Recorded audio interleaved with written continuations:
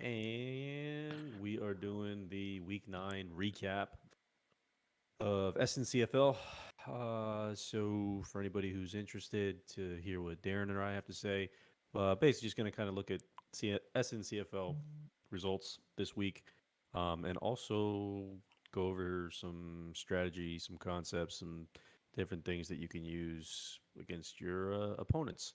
So, we have I know the screen looks a little bit small. Darren is actually sharing his screen, and I am recording it, or not recording it. I am actually streaming it. So Darren has control of this, and we are at his mercy in terms of screens. So, Darren, Yeah, I anything you promise. want to start off with? Yeah, I promise I won't get you a DMCA ban or anything like that today. Um, no, I think we're in week 9. We got what, 6 more weeks of the regular season left to go, and then we have the playoffs. And I think we're already starting to see some narratives start to develop, and some teams starting to distance themselves, whereas some other conferences are just they're jammed. Um, But I think it's interesting. We're seeing the new owners largely do pretty well. A couple of them are not, but I think the new blood is definitely welcome. And I'm Yeah, enjoying it. especially in the Big 12. Yeah, I got my ass beat Yes. by one of the new owners last week, or not this past week, but the week before, against Kevin, who, Yeah. oddly enough, I offered up some depth chart help to when he first joined the league. So of course that came back to bite me in the ass. But yeah, no, I mean, it's definitely been fun, been more of a challenge, especially in the Big 12. But I am not so high on my defense this year. My defense was a lot better last year in Oklahoma State than they are right now. But anywho, Darren, you go ahead and get us started off wherever you want to go, man, Yeah. and Uh, we'll just I was just gonna look roll. at the top 25 real quick and just kind of call out some things. Of course, Maryland took care of its business against the person who called them the Twerps. Um, General rule of thumb with a Maryland fan, never call them twerps. It's like the one thing that really will piss them off. You could call them turtles, you could call them slow, you could call them whatever you want, right? It's what happens when your mascot's a turtle. Um, but just avoid twerps, and I'm very happy. We'll look at the scores in a little bit, but I'm really happy with that thing. It's good to have DP back at Ohio State. Um, I Welcome, DP. yeah, I mean, I've missed him not as much as I miss Lowell, who was the Ohio State coach way back when, but having DP back is definitely going to create some fun. Uh, Yeah, I Van, agree. Van's in C State. He's having a really good year. It's really good to see. I know he's had some frustrations throughout the seasons, but really doing well though. You mentioned Kev at Texas. And then, of course, you have all the Stewart teams that are still in the top 10. So you have UCLA, Western Michigan, Michigan. Um, he love him or hate him, right? He is a good coach. He does a really good job with it. And then, of Oh yeah. course, you got two out other than Kev. The other new coach is Steve at Oklahoma. I don't really call him new because he was in the SNCFL way back when. But he's definitely causing some of that gridlock in the Big 12. Uh, Yeah, out, man, we are what in the Big 12. Where are we at right now? Everything is kind of let's take a up look in real the air, quick. right? We're Yeah, Yeah, I think Oklahoma leads the way with Texas there, and then yep, I'm at Oklahoma State, Iowa State. We're all kind of bunched together there at the top, yeah, and even BYU. yeah. And again, this is a conference where the top two teams go to the championship game, and uh, if you can manage to get through that conference with like 2 losses, you have a good chance of making the playoffs because the strength of schedule is just obscene in that conference. So there could Yeah, be yeah, 4 teams in the playoffs from the Big 12 alone. yeah. I mean, it's definitely an uphill battle. I think for at least for Oklahoma State, we still have Iowa State, we have Oklahoma that we have to play. We already lost to Texas. We beat BYU. We just beat West Virginia. I don't know if I play Texas Tech this year. I'm pretty sure I You play. don't. And I'm grateful Yeah. for you not playing Texas Tech this year. I'm actually grateful that I don't have to lose to Texas Tech this year.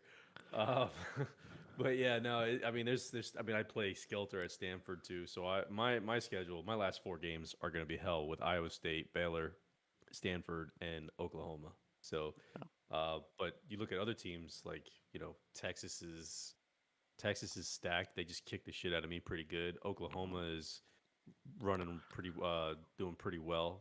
Iowa State is up there. It's gonna be a dogfight here, man. Yeah, I mean, when you think about it, so two new owners in Kevin, Steve, and then two really seasoned owners in you and Shark. And then those Starfinder in, who mathematically still has a chance, but doesn't really.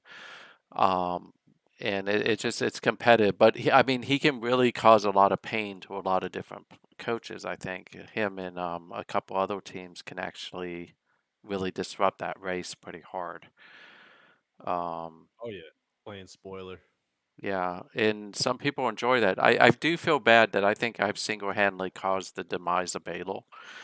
Um, I think you have as well. so Your game plan and what you did and whatnot. I don't know if you want to share that again, but uh, again, basically has kind of put Baylor on a bit of a skid. yeah, So, but and hey, man, that's go ahead. well, you can't be single-faceted in this game. Um, Definitely un- not. Unless you're really good at it. I think you can be single-faceted in the run game, i.e. Washington State, right? But even they're passing right now. But I think if you just have one thing you do well, and in Baylor's case, it was the long pass, right? And that's all they did. Uh, People can create deep zone or deep man coverages that will just stop you cold. Now, my offense tried to give that game away with Texas Tech multiple times. Um, and I haven't really done anything since that. That was like my peace out, mic drop moment, and the rest of Texas Tech season is just going downhill. Right. You won your Super Bowl already. Just so happened to Yeah. be 3 weeks ago. But for those of you thinking about trying to do that with Oklahoma, with Steve, I would caution you against it. He runs the ball extremely well. Yeah, Um, I think you got to just come out balanced and hope your guys show up. yeah, Is kind of where it's at. You can't key in on any one thing that Oklahoma's going to do. Same thing with Texas. Texas is really good. Iowa State's another one. I mean, I did game plan for BYU pretty pretty well, which worked out to my advantage. And I'll share that later. yeah, But you know, anybody who you know, yeah. So I mean, that's pretty much the Big 12. I mean, we got them out of the way pretty quick. yeah. You got I pretty don't know if good. you You want to got a jump pretty around. good tackle this week. It looks like. I did. I finally got a recruit. Well, I mean, I got two recruits at Oklahoma State, so I can't be too mad. But yeah, man, I did fairly well uh, on the recruiting these last 2 weeks, picking up a couple of guys. So kind of shifted the focus, not really doing so much in terms of what do you call it? Um, shit, not doing so much in terms of quantity, but more or less looking for quality. So I did stay a little bit higher than I usually do with the stars. Usually I'm around the fours and threes, but I did go after a few fives this go around. Yeah, this guy looks solid. I'm looking at him, and I mean, I don't tend to go into Oklahoma with any of my teams. Texas Tech sucks too bad, so does LSU. Too far away for Washington State. And then Maryland, I tend to pick on Georgia, in North Carolina, in Alabama, and then just say I may go into Texas, but I'm not going anywhere near those other flyover states. But I think it's interesting when you look at the conferences, right? So I think that Van pretty much has got the Atlantic locked up at this point. I don't think he really can lose it because I think he has the tiebreakers in all those cases. Um, Yeah, I think he's good to go. Um, I mean, right now it looks like. I mean, Georgia Tech's looking pretty good in the coastal. yeah, Um, but I think my money's on we'll see Van and Gary go head to head here Uh, but for the Georgia NCAA Tech, title. Georgia Tech and Miami still have to play, so that I kind of lean like you do. That Gary's going to win that, and then those two Yeah. teams will meet, potentially being top 10 teams. Yep. Uh, Sorry, Georgia Tech. I'm writing you off because. those CPU, so Oh, are they? you're not going to hurt anybody's feeling though. Well, it But, might hurt Brooks's feelings. oh, Either but way. uh, just Sample is bouncing back pretty well.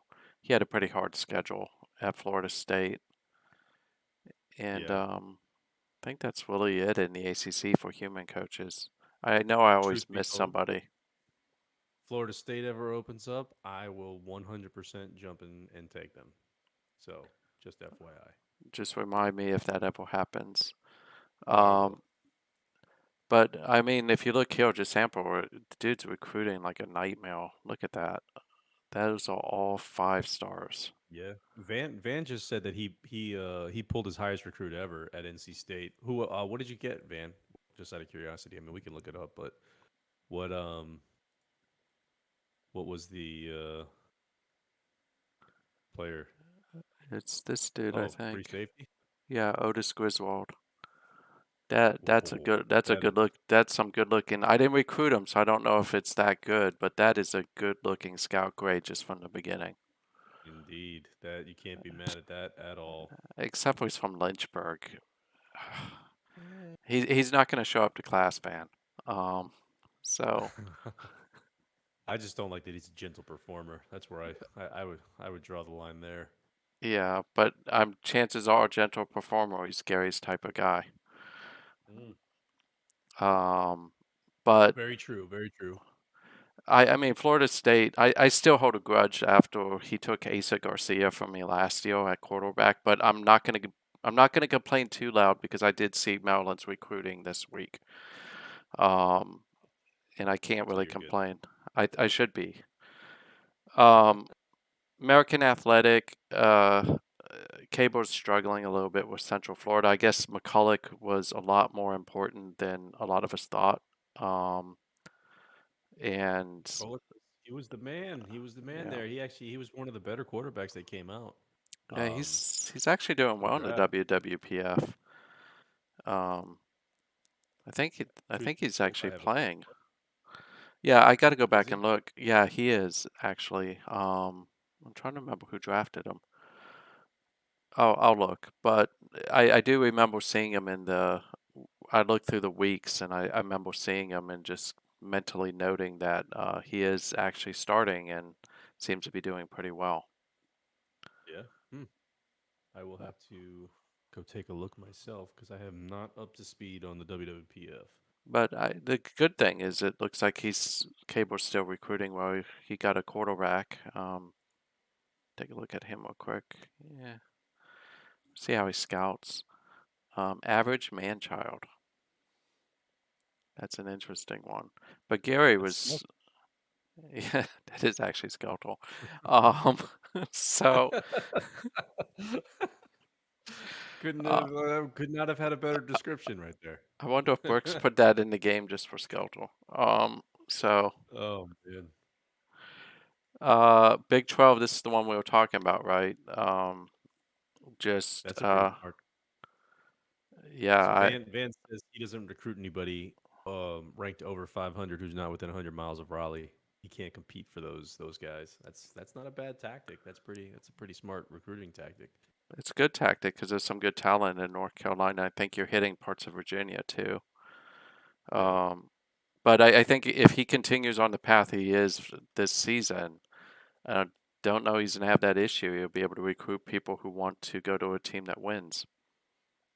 true. So, That is true. NCVA and South Carolina is what he's saying. So yep, that's his pipeline. All yeah. right. Are we? Go ahead. Sorry. No, we talked kind of about the Big 12. I think again Hill is some big matchups like you alluded to. You and Shark going head to head this week. That's probably the biggest game this week. I'm just gonna try Yeah, not to get shelled. me and Shark are gonna hammer it out. He's I played him for the first time last year, and I think I beat him last year.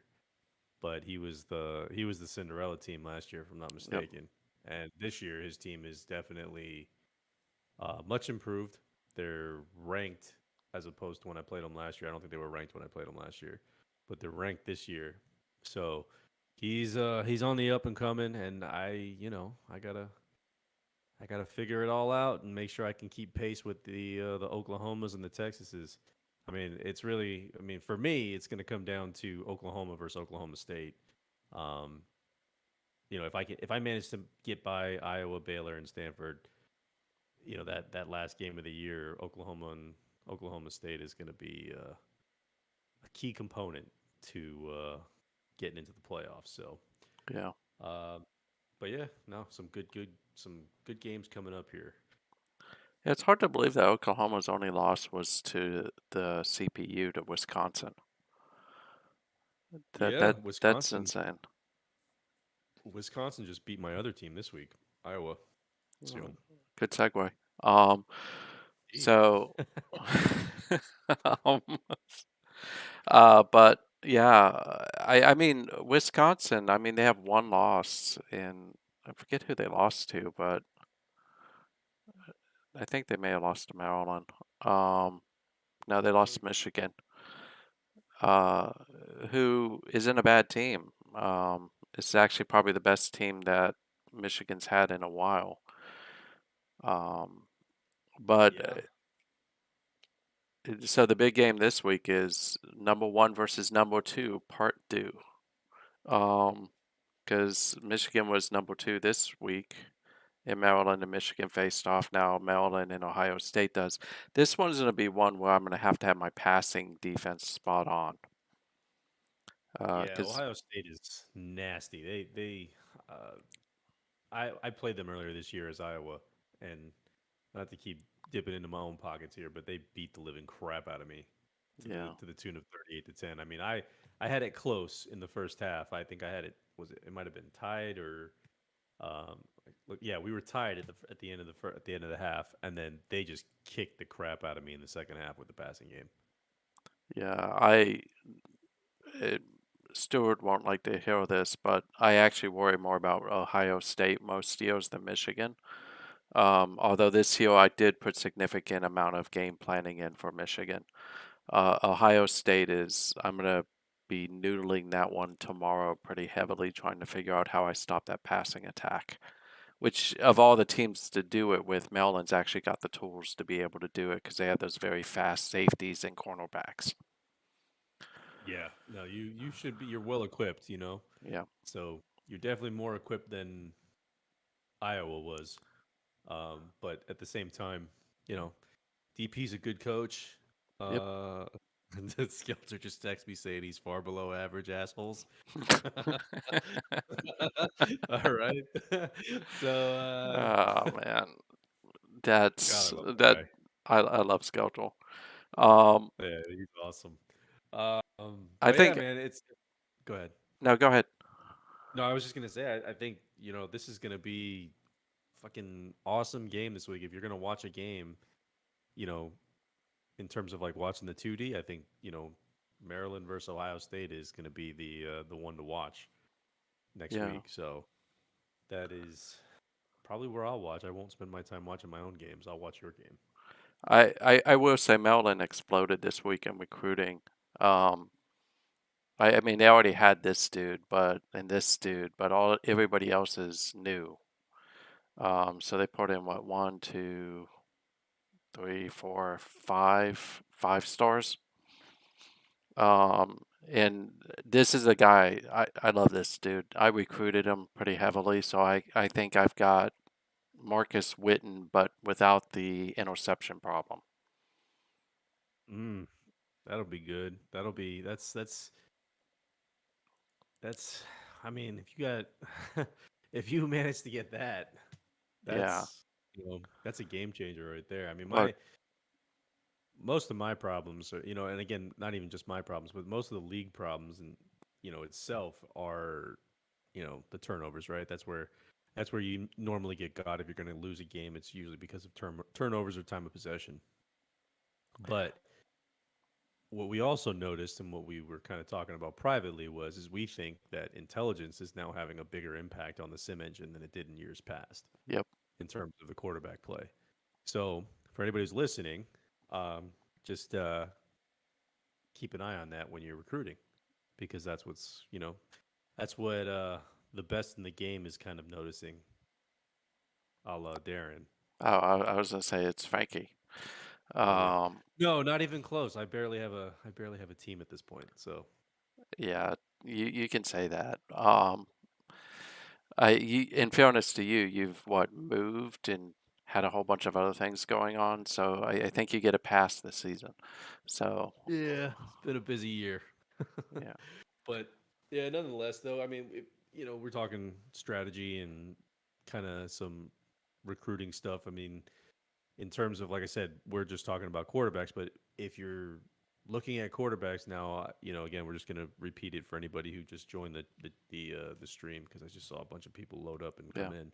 But it is the intelligence rating for quarterbacks is something that the old school guys like Darren, myself are now kind of starting to key in on a bit more. So we're holding it in higher regard. Is more or less yeah. what I'm saying.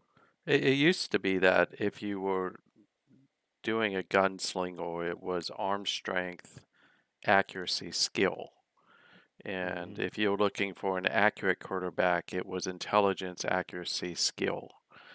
But what I'm noticing is, and just anyone who's ever seen me with how I recruit quarterbacks, I recruit arm strength first, then skill second, accuracy third, and then intelligence fourth, unless I'm trying to go for a dual threat. And then it'll be arm, agility, uh, potentially speed, and then accuracy and other things. But we're talking a little bit about this guy named Quentin Bach, who's the quarterback for LSU.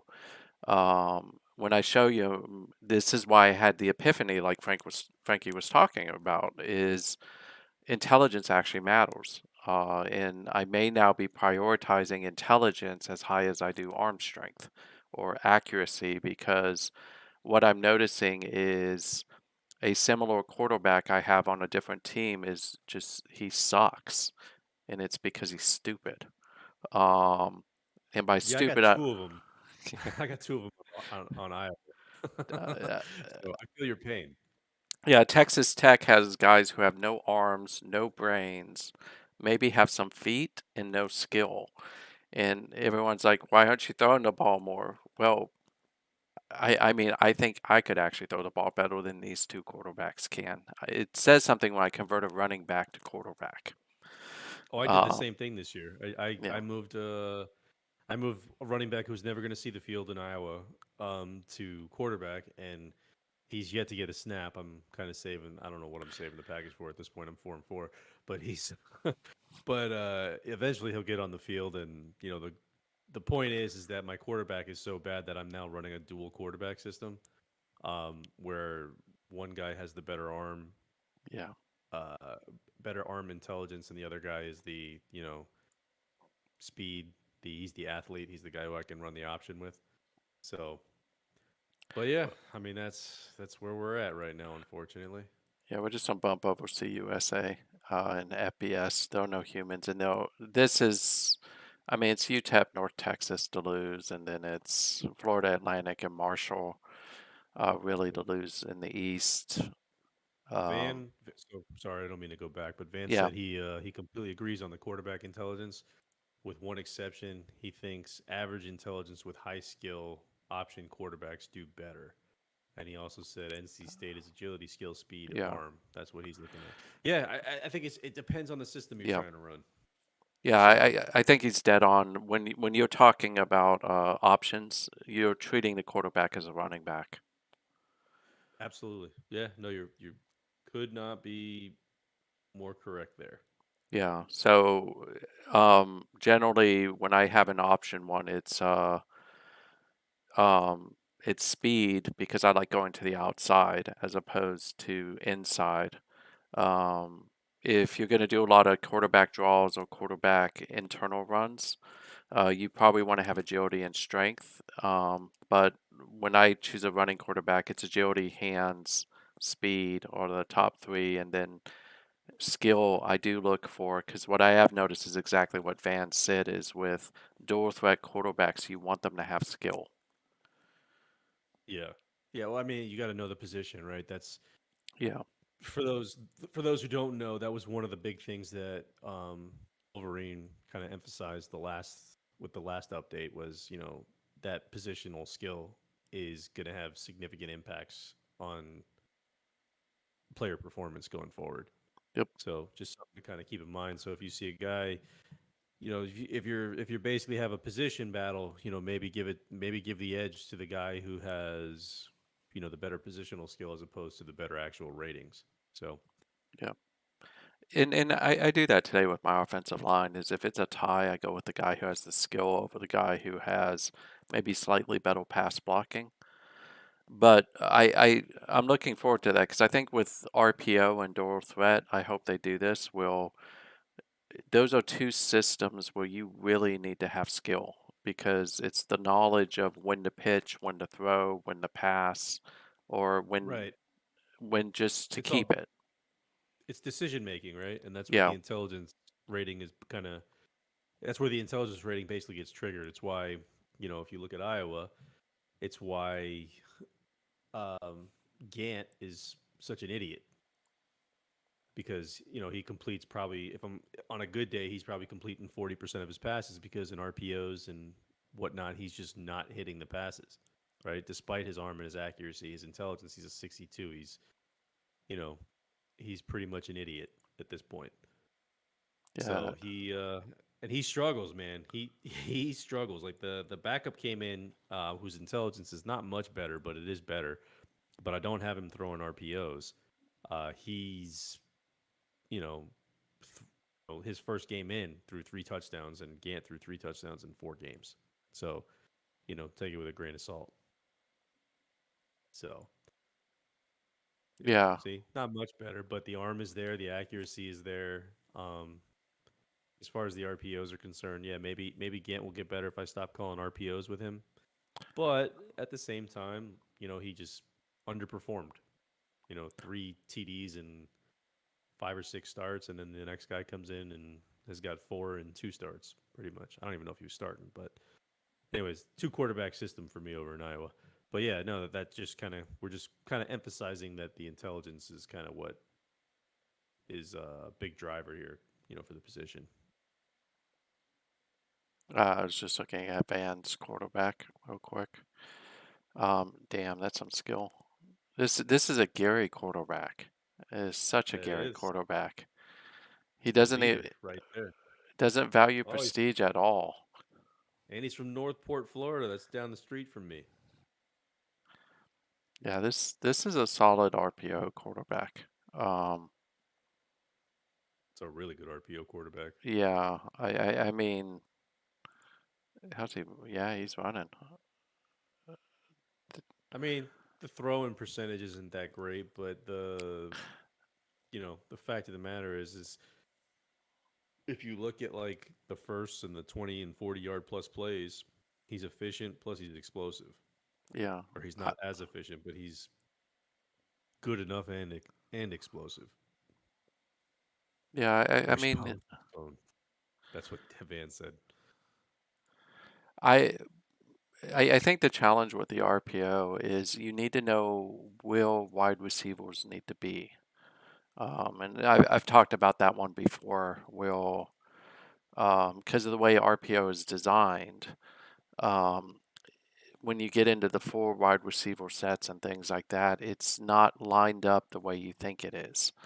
Um, so, like wide receiver four, which is your backup to wide receiver one, is actually on a lot of the plays in the four wide receiver set, like a spread or shotgun four, is the Hmm. most important wide receiver in that scheme. Because normally they're the ones that are going long or they're the ones that are getting bubble screens, unless it's called out specifically, like a left wide receiver screen, right wide receiver screen. Um, Yeah, I mean, Go ahead. I'm sorry. Finish up. No, I think the key is if you're going to run the RPO, you got to kind of think about watch how people are performing and seeing who's getting the catches or who's running the ball, and then start adjusting pretty quickly. But I think Van hit it on the head with what an RPO quarterback is high skill, high intelligence, and the ability to really move. Yeah, yeah. I mean, as the person who basically created or built almost all the RPO plays, um, it's it's very, very RPOs are meant to be quick hitters, right? They're not really meant to be, hey, let me read the field and throw, right? Because there's a delay there. There's that play action delay. There's that, hey, is it going to be a run? Is it going to be a pass delay? So the concept behind it is that the shorter route is really always going to be the one that kind of gets looked at first. It's almost like a hot route. Yeah, So to your point, Darren, the like the bubble screens and things of that nature, those are, I would say, I was going to put a number on it. I would say probably 80% of the time your quarterback is going to look to those positions before it's going to look at the the second read or the third read, or however you want to do it. In some cases, some of those RPOs only have two reads, right? The others are all set to block. yeah, So again, if you're building out the RPOs, pay attention to the if you're building out a playbook with RPOs, pay attention to what the little detailed notes show when you highlight a play and you're going to add it to a playbook, because that will give you a really good idea as to who these plays are going to be designed for, because it's very, very, very specific as to, is it going to be a running back or is it going to be a specific wide receiver. And it was done, I did it that way intentionally so that the user would know. So yeah. that's my spiel on RPOs.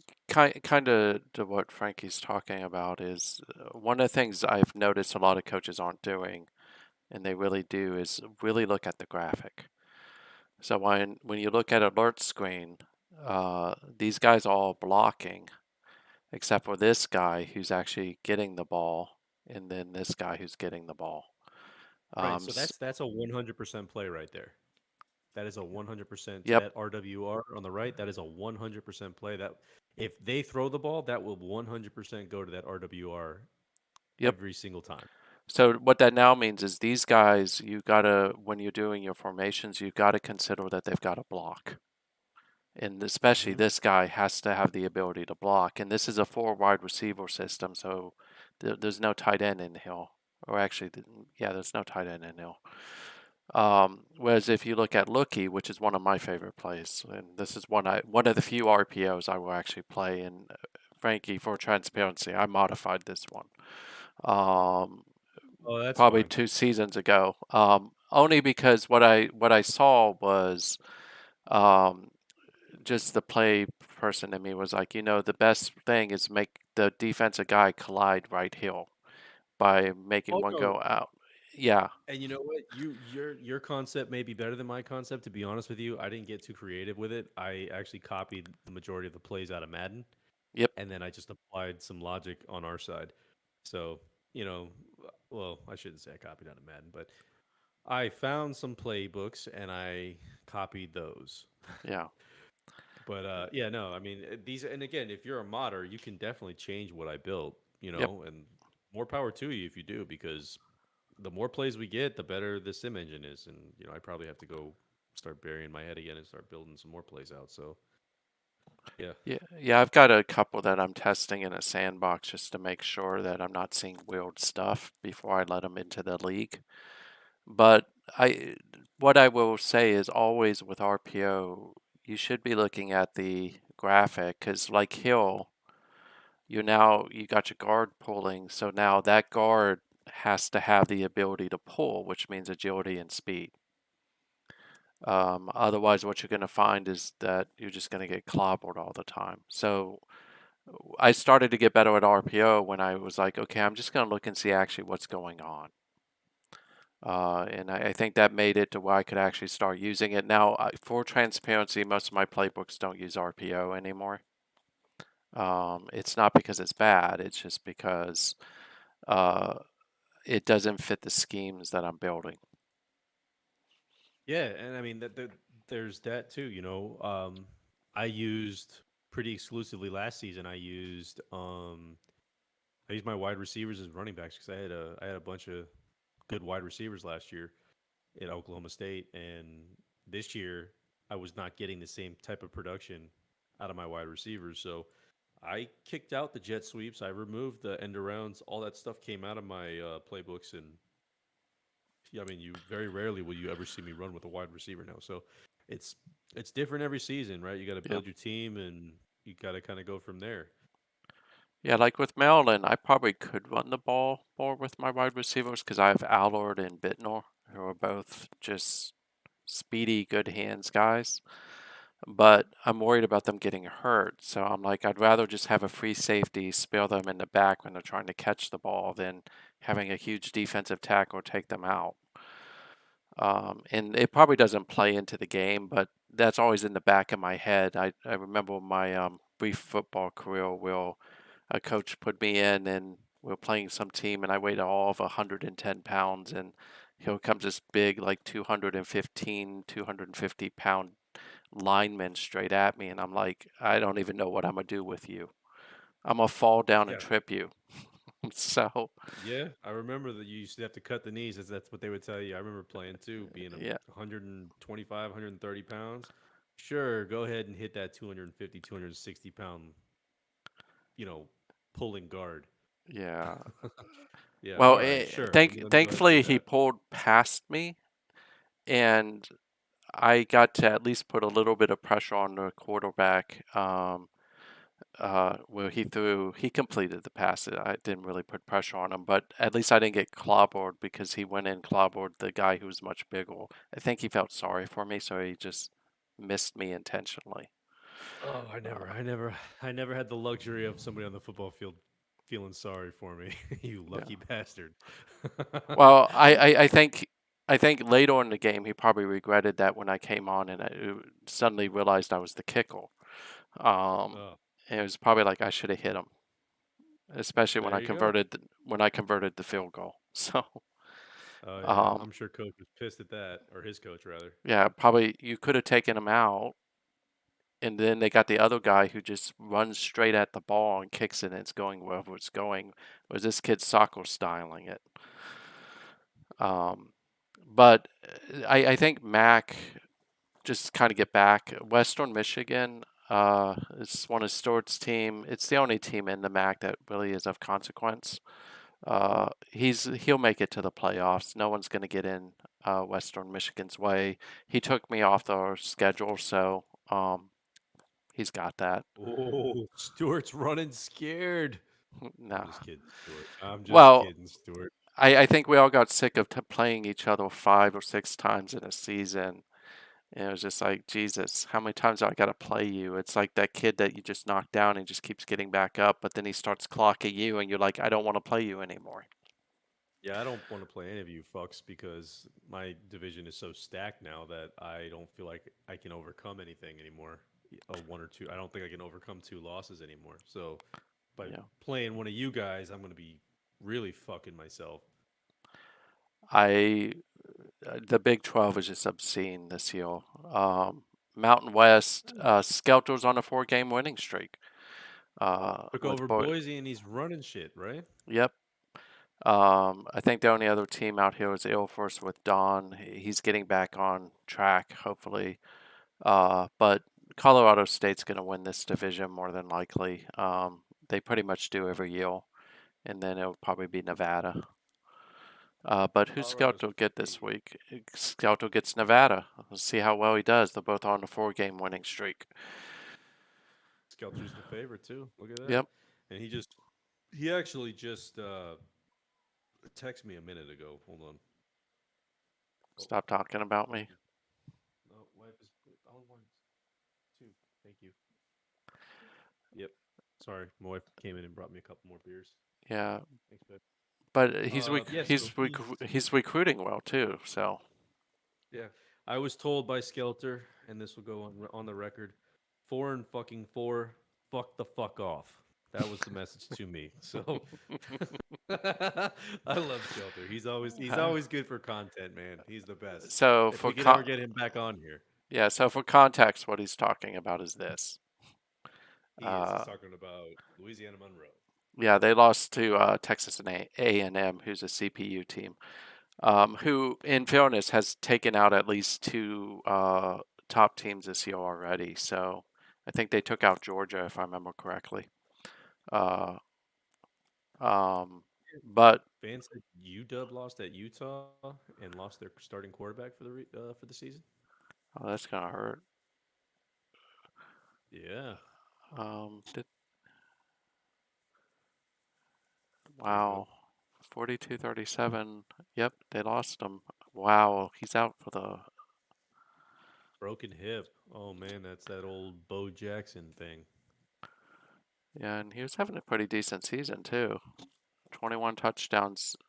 It means that Van's probably going to just start running the ball hard, Well, get after it, Van. which is okay because everybody in the Pac-12 is used to this little monster here that has two running backs who are amongst the leaders uh, with over 1,300 yards in just 9 games. Um, Jeez, I don't know who owns this team. They need to stop running the ball all the time. I So, wonder. yeah. Well, I learned from the best. I built this playbook off of Doc. With Oh, some of the things I Van. saw that, yeah, I was gonna say Van. I was just following up on the Van thing, but Van said that he pulled his first ever 5-star quarterback there last season, so he's gonna get the start going forward. that's. Let's take a look at him real quick. Yeah, That's right. optimism. He did. I went after the 4-star quarterback because I didn't think I had a shot at the 5-star. Oh, I'm already though. That's why it's not loading. I was like, why isn't this loading? Um, what is Got to it? It's be it's it's freshman. it's it's Hawthorne. I remember him. Uh, Eh, all right. I'll be honest. For 5 stars, I would. No offense, Van. I would want more out of 5 stars than that. yeah, but I But mean, hey, RPO wise, he's not bad. no RPO wise, you get a lot of good work out of him. Yeah. I mean that, and I think again when we talk about like recruiting, right? One of the things is we'll finish Pac-12 and now show you Quentin Bach, who's a 3-star quarterback in his stats. But Stanford is doing pretty well with Skelter. He's not really the playoff teams are going to be Washington and UCLA, Washington State and UCLA this year more than likely. USC's really down. In fact, they just got clobbered by Washington State. Um, Merriman, I just love this guy because he is a 2-star running back uh, Ricky Merriman. who is just killing it. There you go. Those are the Um, stories you love to see. yeah, I'm looking forward to one day him being in the WWPF, whereas Willis is a 4-star. That's kind of expected out of him. He's probably wishing Merriman would get his leg broken or something so he can get starts. Um, but UCLA, I like UCLA's chances of going to the championship game undefeated, and then I'm gonna try to give him his first loss because it's beginning to look more and more like these two teams are gonna meet again. And of course, UCLA beat up Washington State when they met up like a week ago. Well, it'll be definitely be fun to watch for sure. You know, Yeah, it's always good when you get two good human owners, uh, you know, to square off, especially in a game that kind of, can mean the division, can mean the playoffs, that sort of thing. When there's a lot of stakes at risk here. So yeah, and he's recruiting well. I mean, he's got a good defensive end. I actually recruited this guy, so I know he's actually good. Um, I don't know about Ruby, but he's doing a good job of recruiting yet again. But in the Southeastern, I think the shock is Louisiana State. Um, Now, granted, the only human owners now on the West is me and Skeltel. So Louisiana Monroe and Louisiana State, all the human owners are on the East. We have Shark, Soa, you got Udo, and you got David Keene or DWK. Who'd Shark lose to? I was just gonna say, Sharks got 2 losses. Who did he get beat by? CPU, Vanderbilt. Wow. Damn. But You don't. Go ahead. but in fairness, it's because well, no, Noah was back. That's a little bit of a shock to me. Well, I guess shit happens, right? Yeah, They'll go into the bye week and they'll get their bye week and they come back against Mississippi State, Tennessee, and they'll play a good CPU Georgia Tech team, and hopefully Shark will get the dub and be playing for an SEC title. yeah. I think right now Tennessee is actually the leader in the division along with Vanderbilt. Jesus Uh, Christ, Georgia's recruits. Holy shit, man. They got they got 12 fucking guys committed already. I got 4 across 2 teams. I think Maryland's That's got that many as well. Oh, fuck you too then. Yeah, Jesus. You there's guys and your Maryland. fucking powerhouse school. You son of a bitch. Just take it off the screen now, you bastard. Sorry. Oh God. No, don't You, you apologize. you If any you you realize you're living the poverty life when you see that. Oh yeah. Oh, Um, for sure. Like I got a fucking 5-star guy and I was like, "Oh, this is great. I got one." Turns out he's B's across the board. I didn't get a single A. So there you go. but I want to talk about Louisiana State for a second because this is the epiphany where I had. Well, um, I recruited this like lights out 1-star guy named Douglas Washington, who I swore up and down he was going to be the shit, even though he's a 1-star. And when you look at him, he's pretty decent. His skill sucks. And this is where I started to say, wait a second, skill and intelligence. His intelligence is under 80, but he's got all the other traits, yet he was really badly struggling. And then I recruited Quentin Bach, who was a 3-star, and I think he's a high 3-star. He's like a 700 3-star, who doesn't look as good, right? But he's got above 80 intelligence. And this guy has just been, and if you notice, his accuracy is like 65, right? But he's completing 65% of his passes. I'd say Um, you have a good system built around him. yeah, I do. And I've been perfecting that system now. But that was when I started to say, wait a second, intelligence actually matters. Um, because there's no way that this guy should be doing better than that other guy, other than he's a 1-star who apparently is a dud.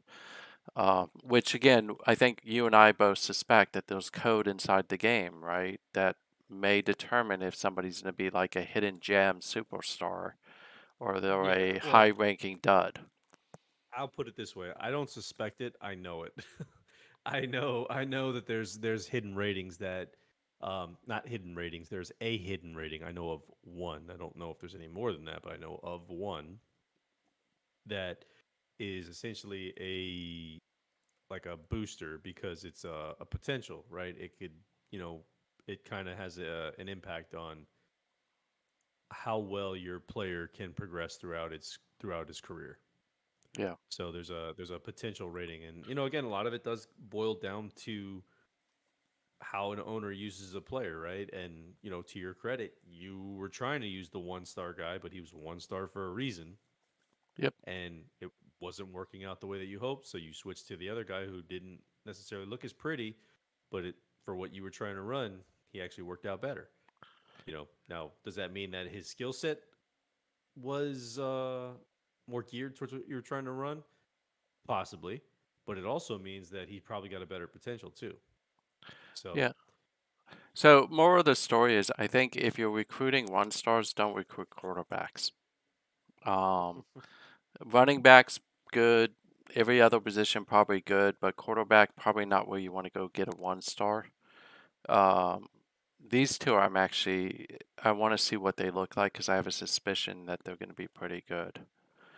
yeah, I Um, can't bring myself to go past 3 stars. So how I, you guys are finding 1 stars is like crazy to me. so I found, who was it? There was a one star I got a few seasons ago at Washington State, and it was out of desperation because I had someone leave, and I went, I'm gonna throw it up against the wall. He's got A pluses and stuff. You know, nobody's looking at him but me, so I'm gonna go for it. Um, and he just turned out to be this phenomenally fast guy. Actually, it was at LSU, is the dude that I'm thinking of. I don't know if he's here anymore, but he just turned out to be like this really phenomenal guy. And I was shocked by it because I was like, I didn't expect that at all. I don't think it shows me stars. I don't think I can see it, but there was one guy on this squad who actually was a one star, and he's been killing it ever since. Where is he? He's a cornerback, actually, if I remember correctly. Stephen Mayo, I think, is it? Yeah, this guy's a one star. That's a hell Um, of a one. What's his numbers look like? Rate or uh, production rather. so he's 40 tackles, almost 50%. He Yeah. stops, 2 interceptions, 14.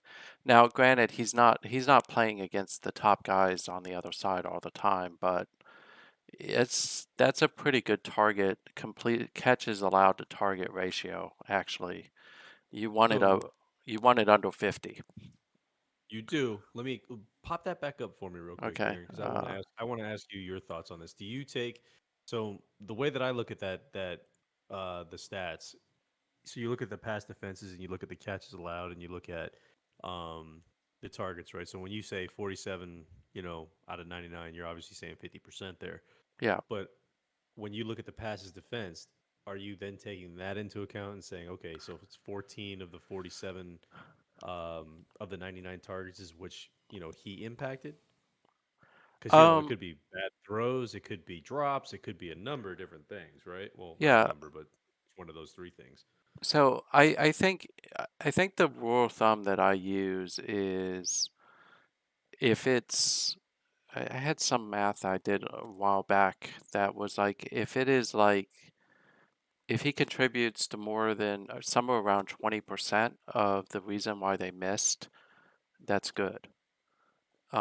And Got it. that was Okay. me trying to put pass defense into it because I did think about that. Is it just I'm playing teams who suck and he's benefiting from them sucking, right?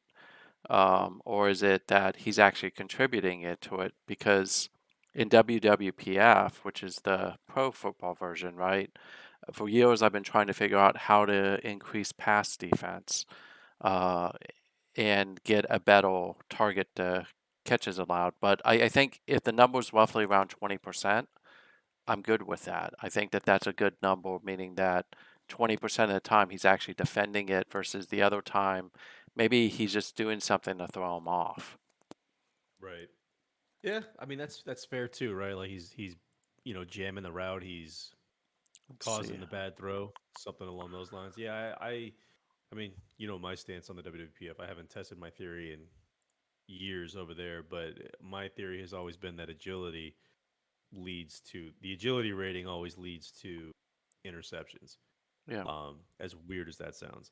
So, yeah, I mean that's just Well, to and, each and his you own. That's and you just a look different at way it. of looking at it. If you look at it this way, like so Stephen Haas is Maryland's number one cornerback. Uh, and he's got 14 pass defenses, and again, he's at 50 or below. He's at 50 in this case, but he's only been targeted 62 times and he's only allowed 31 catches. That's a pretty good ratio right there, as opposed to Stephen Mayo. But when you look at this dude, he's a 5 star and was the second ranked cornerback in his class. Just a shitty personality, by the way. No one likes this dude. And I think his own teammates are the ones hurting him. But he's a zone corner too. Oh, but he's a rascal. He's just a rascal. Don't you can't worry about him. He's a sanctimonious rascal, which makes it like Yeah, 10 times just worse. well, you gotta forget the adjective. Come on. Yeah, he's not only gonna mess with you, he's gonna get all like sanctimonious about it, where he's gonna Yep. be like, "Hey, it's your fault, dude. You just look like that. Exactly. That's why I stuffed you in the locker." Yeah. Not going to talk about the Sun Belt.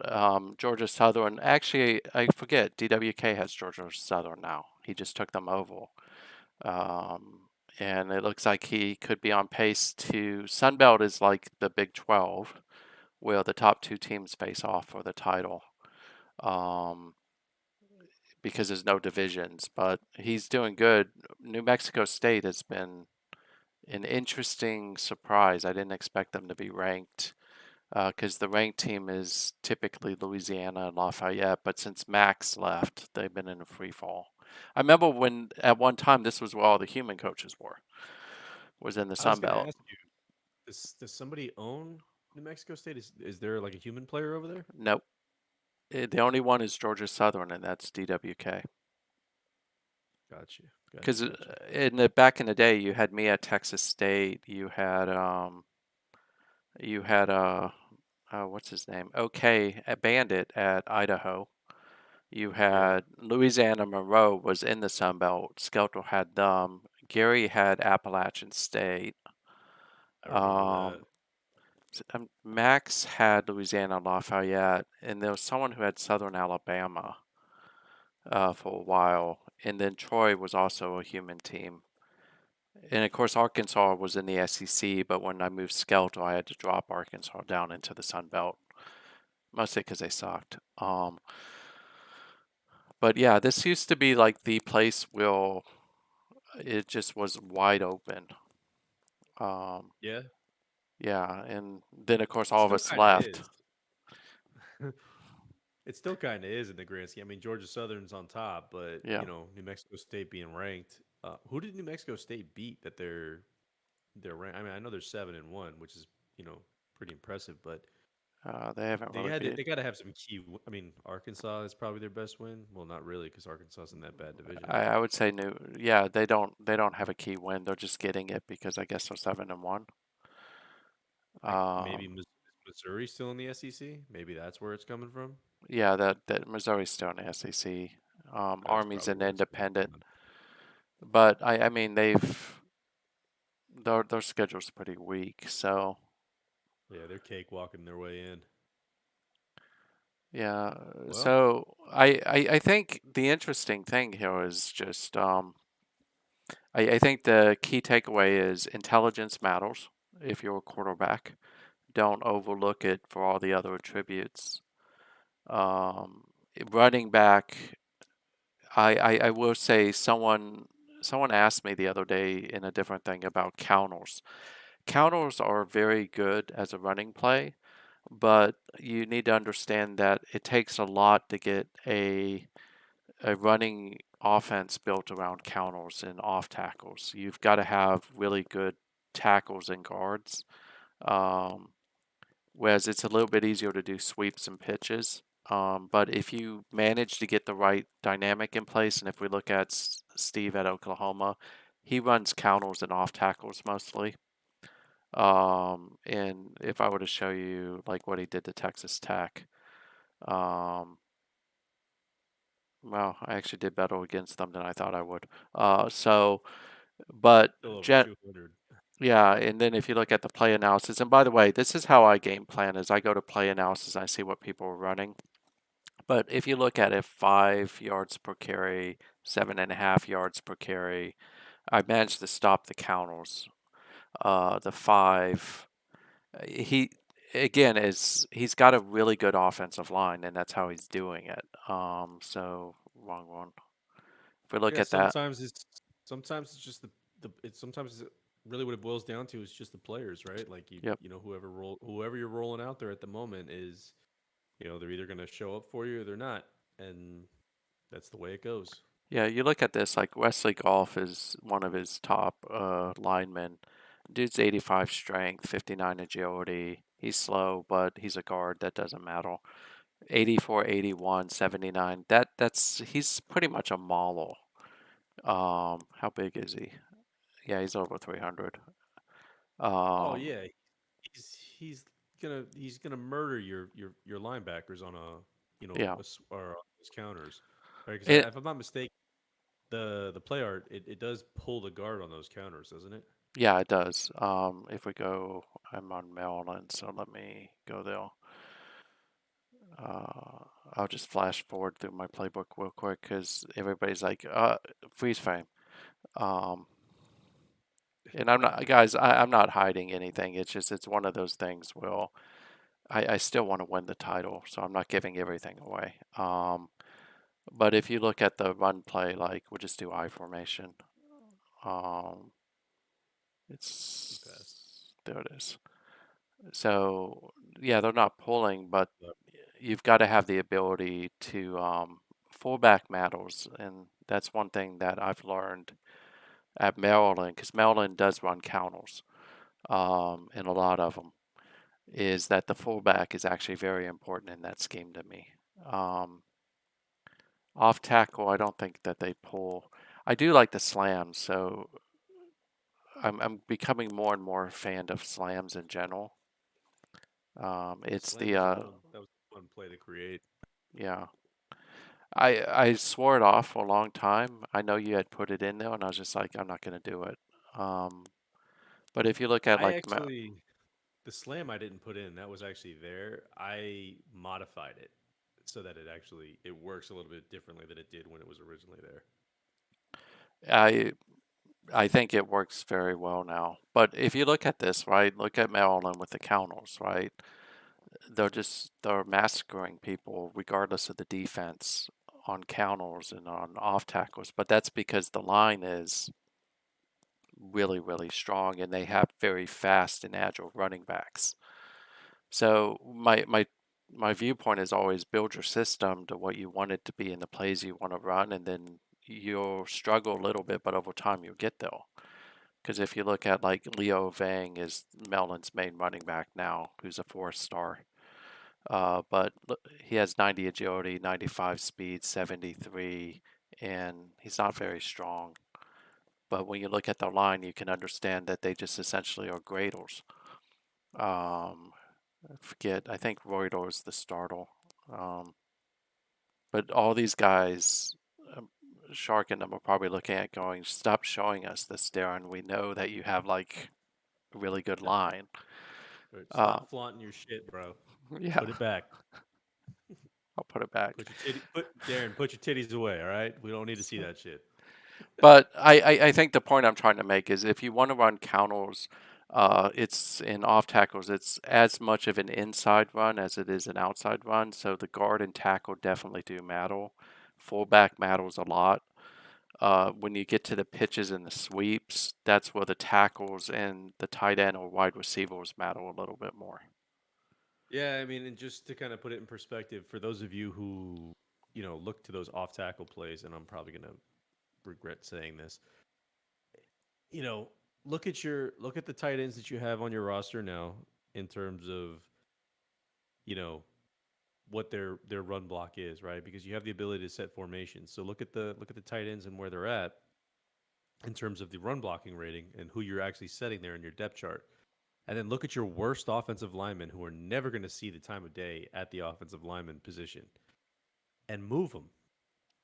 Move them to tight end because I guarantee you the chances are that the offensive guards, offensive tackles, I guarantee you that the run block rating is going to be higher on the shit offensive guard, offensive tackles than it will be on a good tight end. Or I'm sorry, not a good tight end, but on whatever tight end you have set there for run block.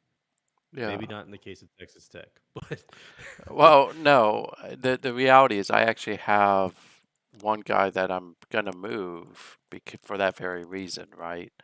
Is he has a speed. My rule of thumb is if his speed is above 50, and like I got Mhm. Fernandez. Now I'm not gonna move Fernandez. I am probably gonna move Fernandez. He is the guy. I was gonna move him to tight end because I'm like, I would. he's 297 pounds. He's 65 speed. Yeah, he's not gonna catch the ball for me. But at the same time, he's not going to catch it. He will obliterate almost anybody who lines up in front of him. You're absolutely right, and that's where those off tackle plays really come into play, Yep. and the counters for that matter. Because the counters, if you think about the counter is it's so again for anybody who wants some nerd talk here as far as how the logic works, the counter is a balanced run in the game, right? So it could go inside, it can go outside. Inside obviously is going to be dependent on your guards ratings, and outside is going to be dependent upon your tackles and your tight ends. So having a legit run blocking tight end out there at, I don't know what, 297 pounds like Fernandez is, with 66 run block, as opposed to maybe a 240 pound tight end who's got a fucking 45 50 in run block. Yeah, I mean, your best Yeah, run blocker right there is a 52, and his yeah. strength is a 50.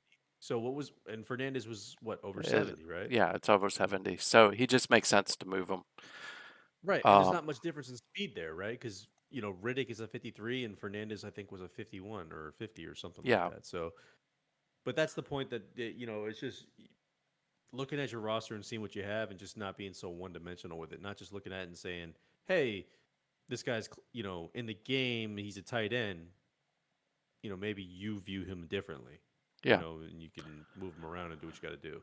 But I think the key to moving people is your best opportunity to move someone is right before training camp, because then they will go from being a 1 skill to like a 37 skill, uh, especially if they're a freshman.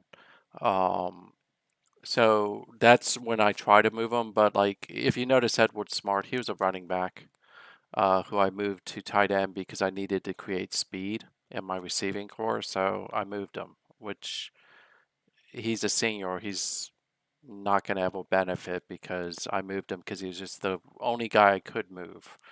Um, but after like you and I have talked, Frankie, in the past about like the run blocking thing, that's why I'm like, what I'm sucking at right now is outside runs. So how am I going to fix that?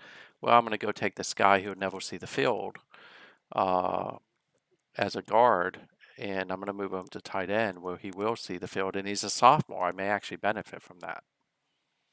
Yeah, Oh, absolutely. I mean, that's how you kind of find some little wrinkles in the game.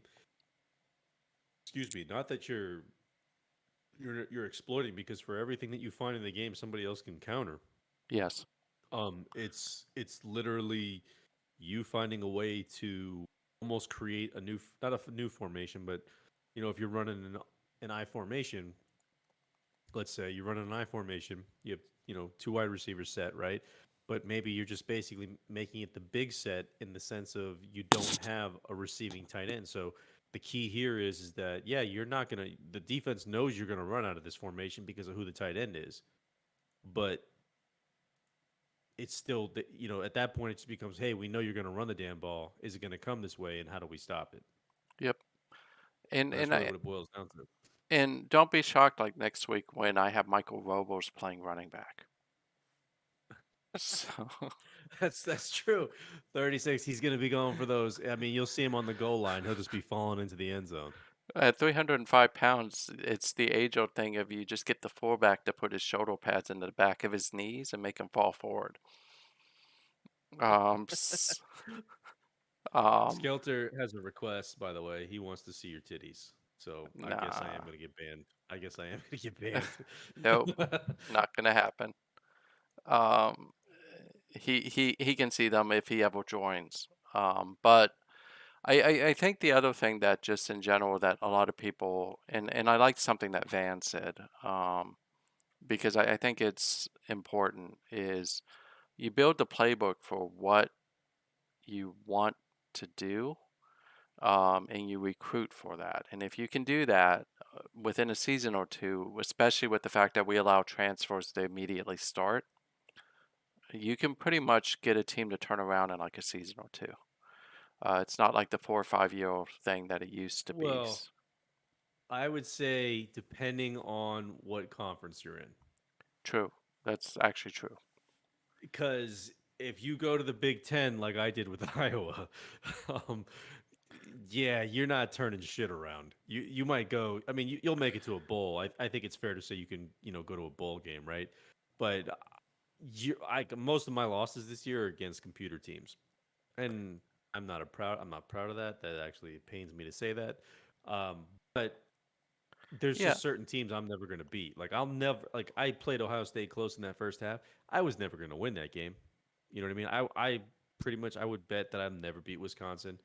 I mean, the last four games I have a shot to win, but there's no way in hell I'm ever going to win this division. Like Wisconsin's going to take this division every single year.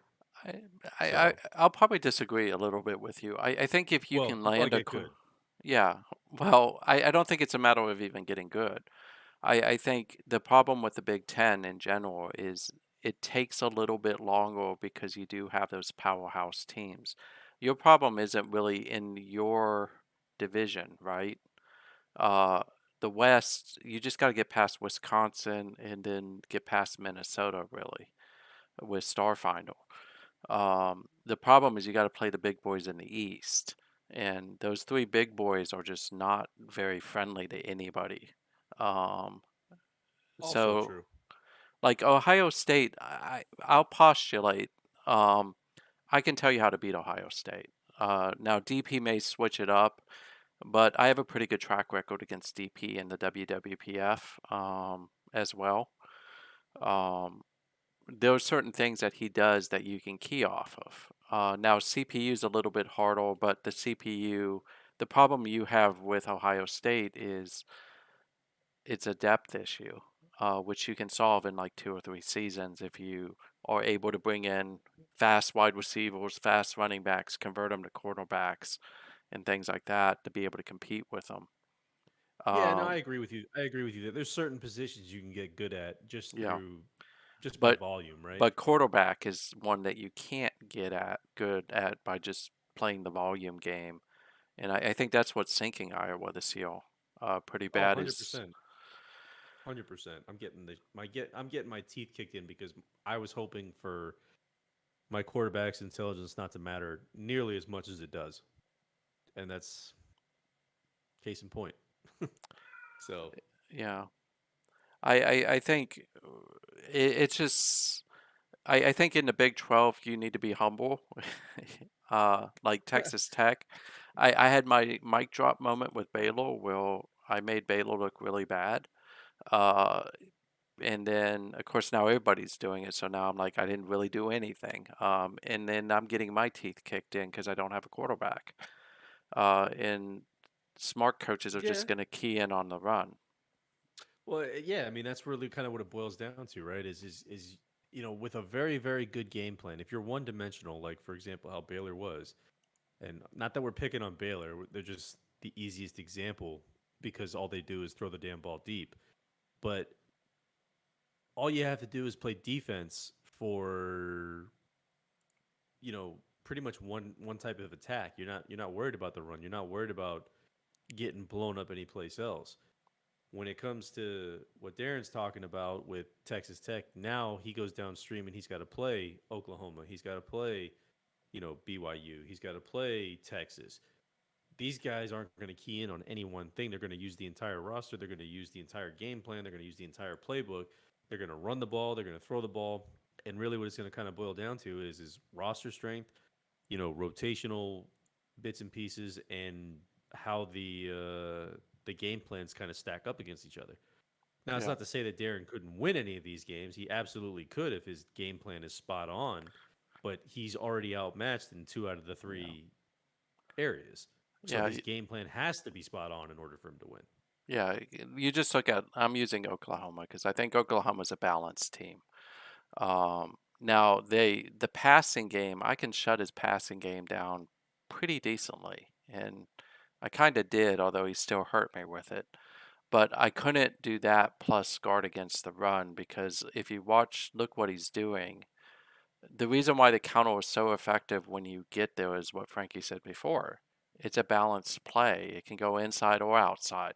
So you can't choose inside running to prepare for, outside running to prepare for against counters because even the CPU doesn't know where it's going to go. They could bust it outside, they could bust it inside. And counters are one of the hardest run plays to defend against if you have a team that knows how to use them. Now, off tackle right, the problem I had with Texas Tech is could I scheme it? Yes. Could I hold it? No. So, and ultimately, that's why I lost. But I mean, when you look at the box score, right, we talked about this before the stream, is he only completed 12 passes for 259 yards. And the challenge was, yeah, I did a good job of largely stopping the pass, but every time he completed, he hurt me. Right. Um, It's at what expense? yeah. Versus on my side is this is actually probably one of the best passing games Gil's had all year. And it was at 42%. But I did like that I held him up until the final 8 minutes, and then my team just got tired. And that's what you were saying, Frankie, right? Is if you don't have depth and you don't have the ability to rotate the players in and out to keep them fresh, by the fourth quarter I lose this game just because my guys are exhausted and his guys are not. Well, not only that, even if you're talking just purely off of ratings, right? You're talking about his starters compared to your starters, Yeah, who are probably going to outrate your starters because this is power school, and yeah, Texas Tech, for lack of a better way of explaining it, just hasn't been for the last however many seasons. So you're already at a disadvantage when it comes to roster strength. His roster strength is going to kill you no matter what if you're going toe to toe there. yeah. So that's just, I mean, that's the way that I look at it. Again, I don't know that to be truth. I'm just, Well, you you look know, at it, he's an 83 on average, right? Uh, right. I'm a 78. That 5 points is a lot of difference. That's a huge difference in this game because if you Um, look at just the base ratings, like I mean, just filter it by the average overall and see what the top number is. yeah, let No, me, you on the screen you're on right now. oh, never mind, let me go back. I think it's team info I was on. So, Yeah, so 88 and a half. I mean, Maryland has a huge advantage over everybody else. Louisiana Monroe is an 87, but they suck because Skelter's the owner. Zing. Miami, again, 86. Like these, UCLA, 85. These are all teams that have stacked rosters. Now, does it mean that much that high up? Probably not, but a difference of 88, say, to 83 with Baylor, that's probably a big difference. 88 to 83 with Ohio State, big difference. yeah, and I think But you see a trend also is you're not seeing many teams that are below 80. that's the other thing. One up there. I mean, you got Van, who's well overachieving. Oh With yeah. it, I mean, even look at Texas. Texas is another one with an yeah, 81. They're sixth. And again, that's not a slight on Texas or Van. That just tells you that they're doing that well game planning that they're literally ranked as high as they are in the top 10. So yeah. that's a credit to those guys. Whereas, let's see who's the worst. Georgia Yeah, State. well, and Texas Tech is not that far from being the worst. Oh Um, yeah. so it just it shows it to you that now I do think what's interesting with Skeletor is you don't see this very often. His fans don't are really starting to get mad and are really starting to abandon the bandwagon. He's gonna start losing some prestige points here shortly. Um, Well, I think it's because he's having a rough year. I mean, yeah, for say what you want, I mean, we give Skelter shit all the time, but he is a good owner. He's yep, he's just kind of he's one of the he's in a best. he's in a yeah he is he absolutely is. He's in a transitioning moment right now where Yeah, we're trying to basically figure out what it is he needs to do to get more success, and he's done some things. And to be completely honest, I haven't looked at his roster at Louisiana Monroe. yeah, I did look at Boise, and Boise he's done well on. yep, But I think for a long time, Louisiana Monroe, he was able to just kind of coast because of where he was, yeah, what the conference that he was in, and the fact that he was able to just smoke people. Um, I mean, he did run the gauntlet a few seasons ago, right? Like he came in yeah, as the eighth seed, and he ended up, you know, winning the whole damn thing. So he is a very, very good owner. He just has kind of fallen down on some rough times this season. So, yeah. You think I think it was 2050 is when he ran the gauntlet, which was it wasn't oh this yeah, one. Washington's. Yeah. Yeah, no, Washington. Well, he won that one, but yeah.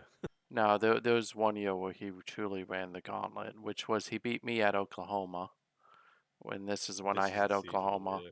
Then he took me out at Maryland, and then he took me out with Washington State.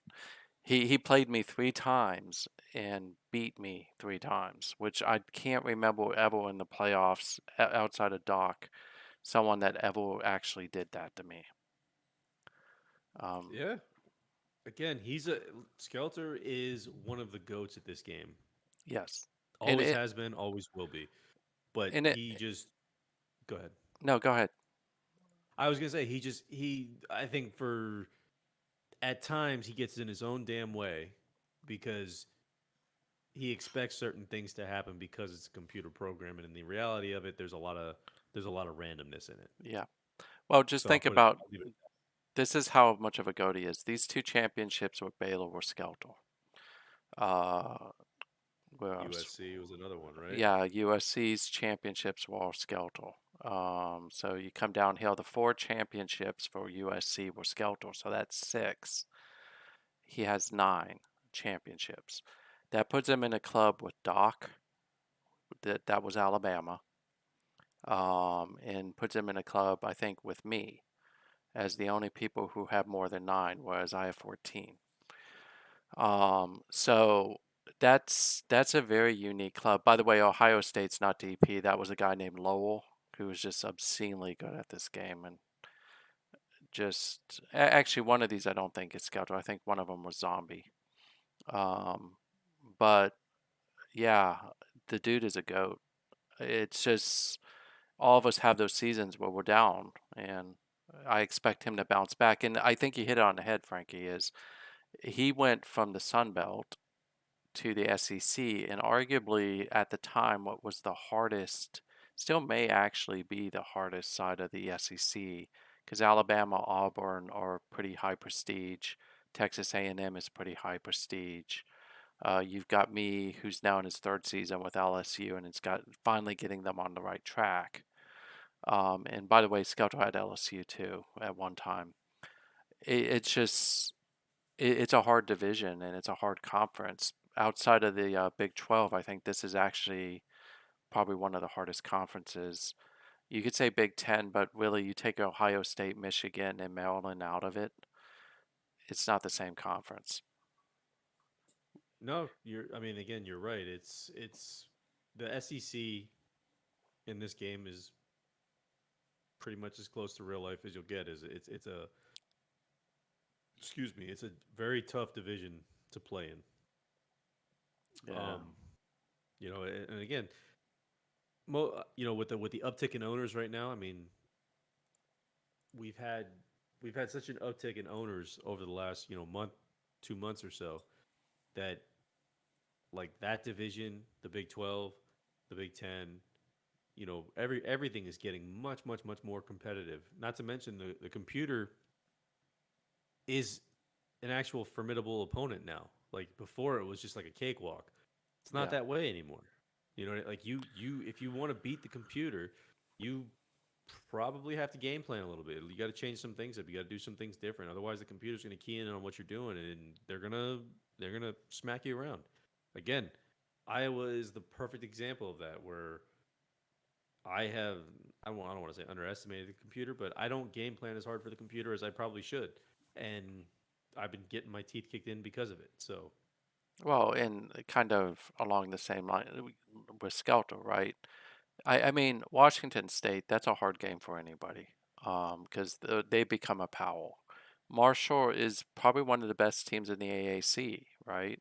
Um, but again, it's back to your point. You can't look past the CPU uh, because the CPU will beat you. Texas A&M is a perfect example. They've taken out both Shark and Skelter, who are 2 of the better people out there, and they would have taken me out, but I game planned hard for him. Uh, and that was just a shootout. Where I said, I'm not going to play defense, I'm just going to play offense and hope that it works. But yeah, I mean, you're talking again, about a CPU team that's in a heavy, heavy, human owner conference, and they're over 500. yep. And they had this So they quarterback. know what they're doing. Yeah, I mean, Yeah. that guy's got 31 fucking touchdowns. Are you kidding me? Yeah, and this is the dude that Jesus may be the Christ. number one pick coming out. We talk about Witten. Barham is like just, and then you look at his stats. I don't think Uh, we've ever had a quarterback come out that good. I don't think we have. Because if you go back and you look at like Witten, who's like the other big one, Driscoll, I think, is going to take a really bad slide because he just the offense being run at Baylor is going to ruin him. Um, Witten's It not, probably won't hurt him. It yeah, won't hurt him as bad as you think, but but it might then you have be. Witten, who is again a really solid person, but his problem has been interceptions. Um, and he benefits from having really good wide receivers. I mean, Maryland's wide receivers are just ungodly. Um, Well, your but guys always get drafted in the WPF too, so yeah, well, I recruit hard. So there was someone asked me before this stream about like recruiting, and I told them I don't recruit by stars. Uh, it's the reason why if you look at like Batiste, and we talked about him in WWPF, he was a 4 star. And he wasn't one of the top running backs. It's just I recruited him because I saw what I liked about him and went after him. Now this year, I'm a little bit of a hypocrite because I have two 5 star running backs coming in, but it's because I looked at them and I went, they're worth me actually going after. Otherwise, I'll just go after the 4 stars. yep. So Um, when you say that they're worth you going after, right? Like what yeah, I can like show you. just for a general help sense, right? What how do you make that determination? Like what are you keying on to say, Yeah, "Hey, this is a guy that I want to potentially get." yeah. So I can show you because I have them at this point. So when I looked at Anthony Church, it's these two categories right here is A's, right? And then B's. Don't really care about his technique. As I scouted him, I was watching his speed in his hands, and he's pretty much fully scouted. So there's a chance he could be a dud, right? Because I've seen this. I saw this with there was a guy on Mellon named I forget what his name, but he's my defensive end. He was a linebacker. Well, all this showed up speed A, and he turned out he had like 60 speed. Hmm. But I look at this stuff first, and then I look over Hill, and I'm looking for very specific things like speed, speed, speed. Hill's a guy who always gets extra yards after first contact. What that tells me is he's probably fast and strong.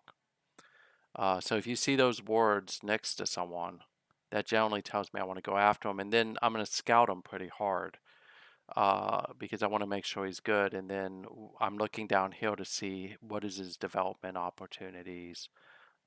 Is he going to develop? I love this one. Church has extremely good potential. So I actually prioritized him over another running back I liked. And I'm pretty sure everybody who's recruiting Florida is like, get the hell out of Florida, Darren. Um, So the one other thing I want to ask you too, right, is you're loaded on points, on talking points on the bottom right hand corner yeah. there. How what are you doing to get those talking points, right? Like so for example, like are you allocating points on the staff screen? Like how is it that you're getting as many points to recruit as you have right now? So you get some of these talking points based on what I've noticed is one, Maryland's prestige gives them like ungodly recruiting ability, right? They're 99 prestige. So I could probably just look at a person and be like, I'll sign with you. Um, but the other thing I do is the way in which I stack. I don't know if you guys can see this. You won't. I'll show you. I don't really have anything to hide at Well, this you don't have to point. give anything up. Um, so the way in which what I've noticed is home visits, interviews, Oh scouting yeah. So spend, all you that still have stuff. like I was gonna Yeah, say you have a huge like recruiting budget basically is what it boils down to. yeah. Well, I have also 19 outreach hours every week, which means that I can just simply home visit pretty much everybody at this point. Right. So Which, this is because you've built them up as much as you have. So it's yeah, almost like a case rich get richer in this scenario. Yeah, but what I do is like if I were to go to LSU and show you that is I don't have this with the Right. points. That Um, that's more or less what I'm saying is so you've gotten to a point with Maryland where they started with whatever yep, prestige they had 50, 60, so on and so forth. You've built them up to be the 99 that they are. So now you're reaping the benefits of that. yeah, Is more or less what I'm saying. yes. But I think the key here is what you're looking for is these green dots. The dots mean hits. It means that it resonated with the person. So what I have seen sometimes is like where they say they value prestige, and I do the whole, forget which one prestige is under. I think it's under organization or market size. I'll choose an easier one, playing time. And I like pump up playing time by going like, okay, I'm gonna do one hill, I'm gonna go three hill, go one hill, I'm gonna go four hill, and I'm gonna pump that up. And then next week when I look, I didn't get a hit at that point, but I see a hit in one of these, and I'm like, okay, I need to go back and drop this to get this back up because I'm getting hits over there. And I need to keep getting those hits because that's ultimately how they're going to sign with me. So I did a video, I think, once on this where I said that if you're a high prestige team, do your recruiting spend at 10 on people you want, scout for 1 point or 1,000, interview them, offer them the scholarship, go straight into a home visit. Um, Yes. So I guess maybe that's where I'm falling off a bit is that I don't utilize the home visit nearly yeah, enough, and that's probably what hurts me. I actually do. So the interview is always week yeah, one, or as soon as I get you, it's always interview. It's always scholarship. I don't even scholarship is offered from the rip. The only time I yeah, remove the scholarship is if I start scouting and I see something I don't like. yeah. Um, And so the home visit I got to get on though. yeah, I think the key is if you're a high prestige team, you can go that path. You have more outreach hours. You can get away with it.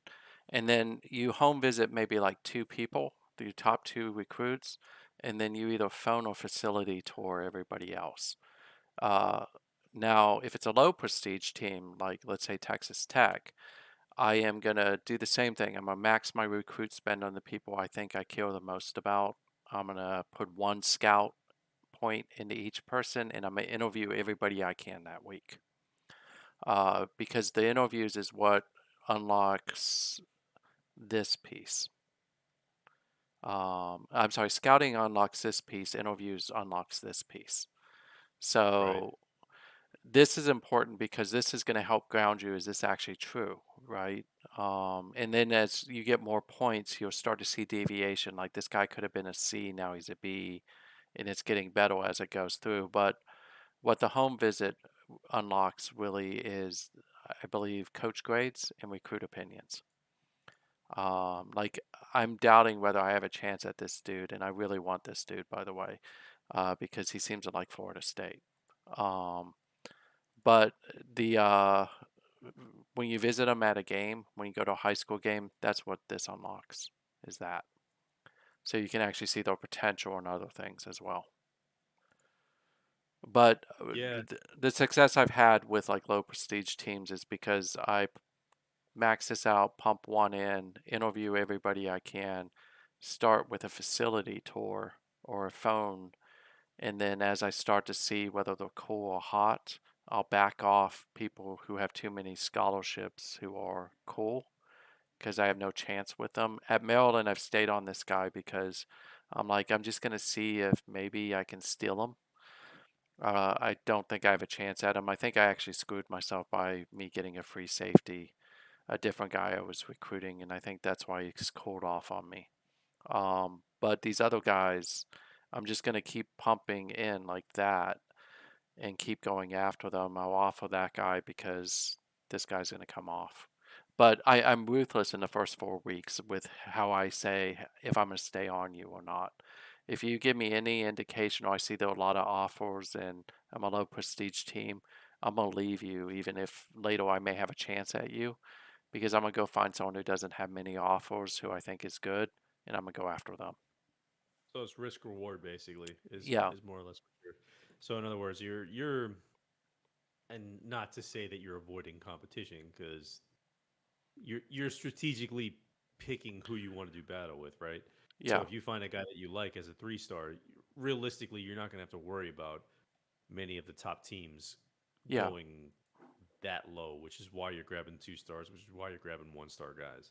Well, like look at this guy. I managed to get him over Skeltel, which is a shock because Spuddy's a 3 star. I would wonder how much Skelter was actually recruiting him, which in Skelter's case, I know he uses a CPU a lot, whereas I don't. But if I see a Georgia deal, or if I see Oklahoma State deal, or I see someone who's higher prestige from a bigger conference, and then I go and I look and he says that I care about like market size and success or winning, I'm gonna back off of him. I have no chance at him Yeah. against a team No, that's I mean winning. that makes sense, and again, it's something that I should, at least me personally, I should probably start thinking about, which I don't. I kind of blindly go into it when it comes to recruiting, and it's something that I need to get better at and be more diligent about. But yeah, I mean those are all great tips. Those are all things to kind of keep in mind, and strategies for those of you who are looking to pick up different things and different little tidbits from the best to ever do it. So there you Uh, go. yeah, I actually the person who helped me hone my strategy the most was Bandit or Askell. Um, him and I used to talk all the time about it, and he was the guy who said, "Look, if they have nobody on them, go after them." And the moment that by the time the big boys swing back around to try to go after somebody they haven't been on because they've missed in other areas, if they value loyalty or security, you got them.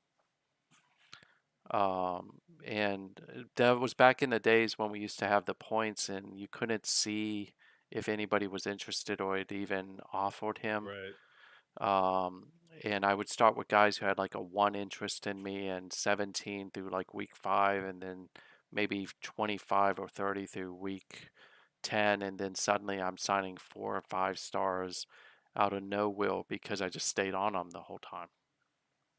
Yeah, I mean, part of it is too, right? Like, at least in the early days, is there was a real lack of understanding, Yeah. in terms of how the recruiting piece worked, right?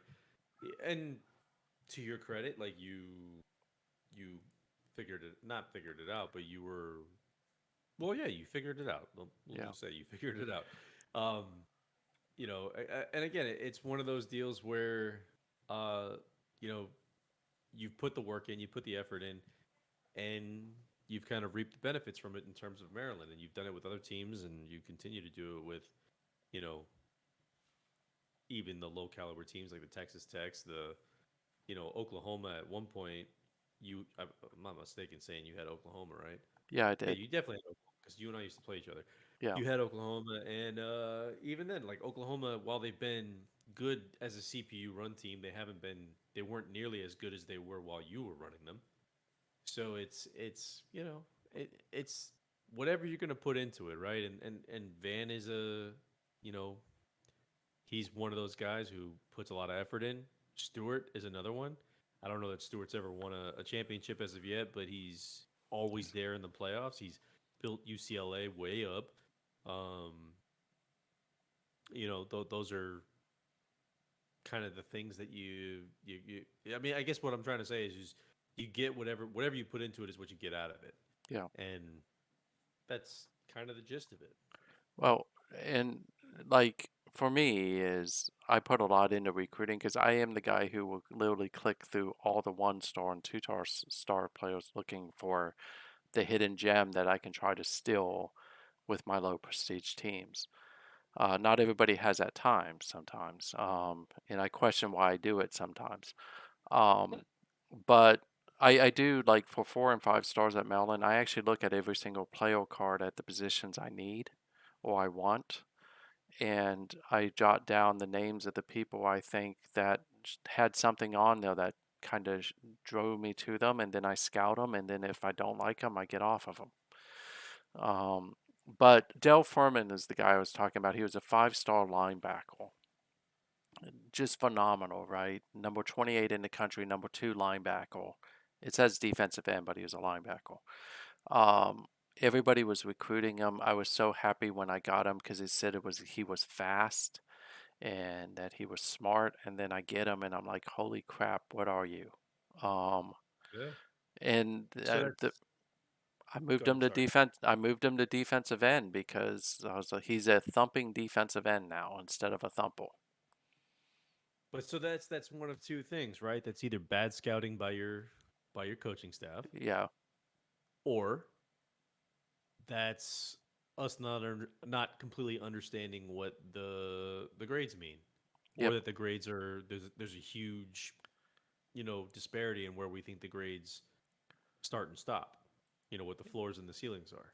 yeah. So Well, he was a B, if I remember, or a B speed, which if I just even look at my own thing, and this is something I do, by the way, when I look at those Bs, B pluses, As, I look to see what like the average is of my speed.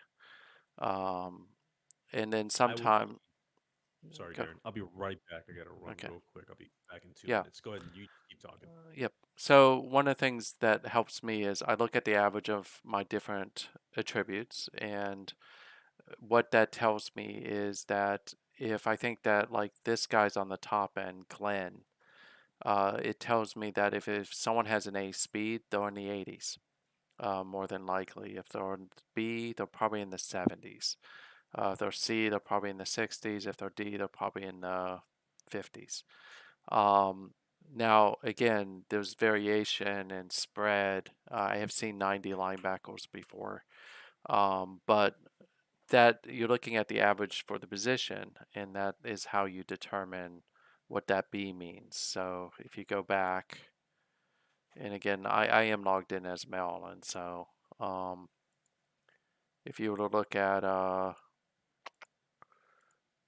like let's just say we'll pick on Valentine.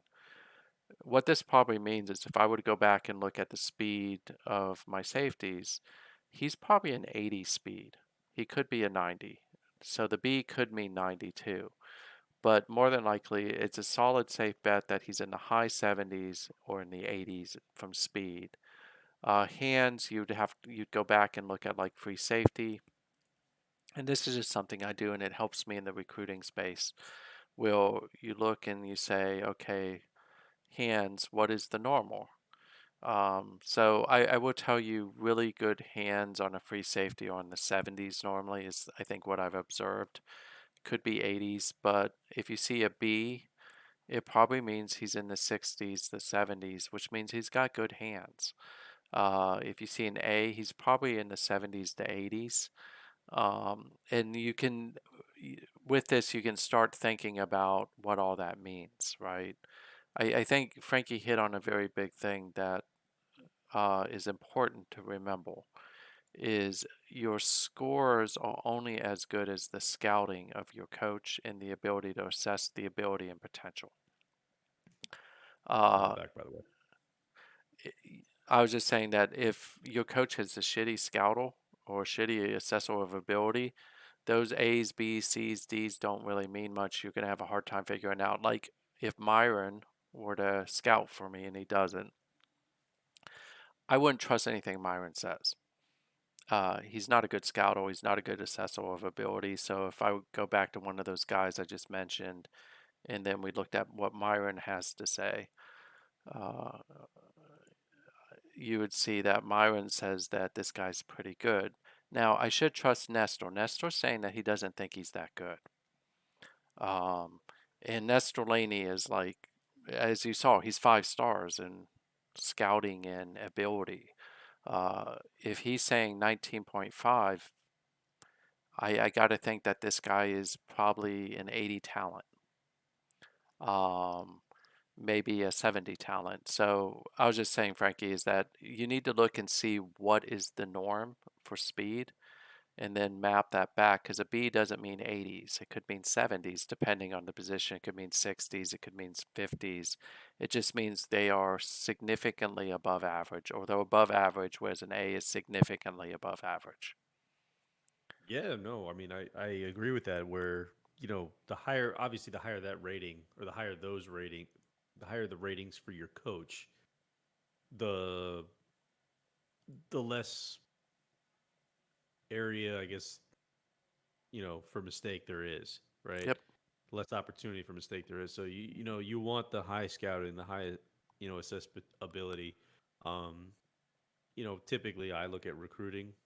That's the rating that I key in on, because in my experience, getting that recruiting rating is, you need to get you want them to basically be able to seal the deal on a lot of these guys. So sometimes I'll overlook scouting. So for example, I have at Oklahoma State, we got Jerry Ortiz, who's the head coach. He's got a 2-star on scouting. He's got 4 on accessibility. So I'm essentially relying on his ability to assess. Now, those scouting ratings may come back as complete shit because, he's only 2 stars. But maybe the accessibility, you know, ticks it up a few notches. I don't know. I'm kind of relying on one or the other. I don't know what the algorithm is with respect to that. But the point that I'm making is that when it comes to recruiting, I expect him to kind of seal the deal because he's got 4 stars. Yeah. So Well, and I think that's the key, right? Is in recruiting, you want to have one guy who can seal the deal, who's really good at recruiting. You may want to have one guy who's really good at scouting, and then one guy who's really good at assessing. Um, I think Jerry, you have two good recruiters, in Jerry and Jeremy. And yeah, Rodney's a CPU hire. I was over I, budget, so I didn't even get a chance to. yeah.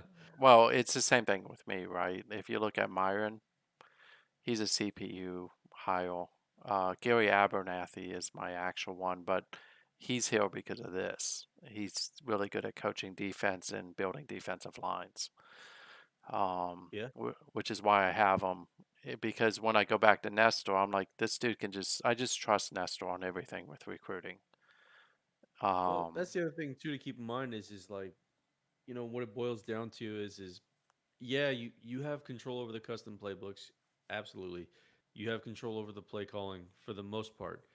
But at the same time, the CPU is applying whatever the coach logic is, right? So there's certain coaches, like, so for example, Darren's defensive coordinator. If he's using the defensive coordinator is going to have if he has a good defensive coordinator, that defensive coordinator is going to have an impact on what plays are being called at what point to stop the offense, and vice versa. With his offensive coordinator and his head coach, it's yeah. just kind of the way the game is built. So you don't want to shortchange yourself really in any aspect of the game. Yeah, I think staff is something that's evolved. In the old days, staff didn't really matter much, right? Um, No, it didn't matter at all, to be honest with you. Now it does matter. You got pipelines which matter because that helps your recruiting. You need to make sure you understand the pipelines. These guys have traits. Um, and you got to make sure you understand the traits that they have. Like this guy's a developer, which makes sense, which is why I every year someone makes a run at him, every year I'm willing to offer him more than Nestor makes, um, which he doesn't yet. I re-signed him exactly as much as my legendary coach makes because he's just someone I don't want to see leave. If you want Myron, anybody can have Myron. Myron's not going to be here at the end of the year. Myron might not find a team next year, so Well, he's probably going to find a team because they'll be like, "Wow, you coached the Maryland offense. You're so great." And Nestor's gonna be like, "Yeah, he's the man. He's the man. You should take him. Pay him whatever yeah. you want." And then as soon as he leaves, he's like, "Oh God, now I can get a real Thank coordinator." God you took him. Yeah. Myron is he might be the Byron Leftwich of the college league Oh here, yeah, So or Eric Bieniemy. So Bieniemy's not bad. yeah, Bieniemy, I mean, you don't really know because you haven't seen him without Reed, but Bieniemy yeah, I guess we'll find out this year with Washington. But yeah. yeah, no, I mean, to your point, we'll see. Well, I think it's funny. Like Maryland hired Josh Gaddis, who was the same guy who told everyone that it wasn't him with that Alabama offense. It wasn't Loxley who was really the OC at Alabama. It was Mm. Gaddis, and then he was supposed to come to Maryland, work with Loxley again when Loxley became the head coach, and then decided to go to Michigan instead. And then, of course, that's where the whole spat started because he was like, nah, that Alabama offense was me, not Loxley. And then, of Of course, he went to course. Miami and they sucked. And now he's come back to Maryland. Um, so I'm like, that's an interesting hire. Um, but one of these days, Maryland will be as good in real life as they are in this game. Yeah, you.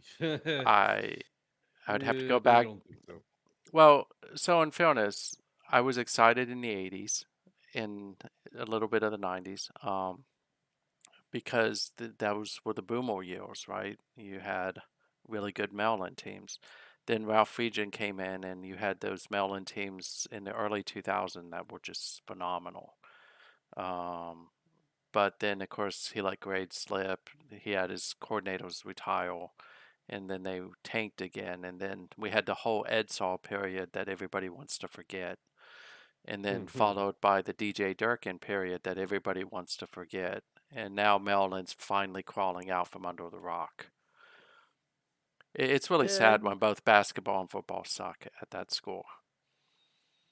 yeah, but I mean, I'll say this: Maryland's never really been the powerhouse, right? Like they've never been the team that you've gone into a game, you've been like, oh, I'm afraid it's Maryland. But at the same time, like they still they've you know they're definitely adequate enough, to Yeah, give even the best teams a game. And I think that's kind of what you shoot for. And I think, to be completely honest with you, I mean Florida State was in that I mean Florida State basketball, for example, is kind of in that scenario right now, or not yeah, right now, but forever. Florida State football, when, Bowden started kind of, I don't want to say cashing it in, but basically, he was more or less living off of his name as you got, later into the 2000s, where it was just kind of like he's not really coaching the team anymore, right? It They were just kind of doing what needed to be done to be around, and his name was associated with it. So I yeah, think, like, I mean, yeah, they were competitive, but he was basically there as a recruiting point and nothing more than that. yeah. So I have huge amounts of respect for Florida State. I hated when Maryland was in the ACC with them. I did take great pride in the one year that they beat them. But Florida State in the beginning, it was just they were so dominant. And then, like you said, over time he started dialing it in. They made probably what was a series of bad hires, um, yeah, and I'd agree with that. now they're just getting out from under the rock again. But the basketball Well, team is someone I always respected as you just don't want to play them. right, because I mean, they're not consistent. They're not consistent enough to ever win March Madness, but they're enough to beat a really highly ranked team, to basically, like, on a really really good day for FSU, and on a really bad day for, you know one of these, like, really highly ranked teams in the tournament, that they could just kind of be spoiler, right? So that's just how I look at it. I mean, Yeah, again, I might be a little bit biased because I am an FSU fan, but they suck this year. They're absolutely terrible. FSU basketball is, but the point that I'm making is that they typically are the team who is, from a football perspective, they typically, at least now, are the team who are going to try and play spoiler. You know, they play Florida tough, they play Miami tough every year, although Florida and Miami aren't what they once were. Um, it just that's kind of the same. What I'm basically saying is I view Maryland the same way right now.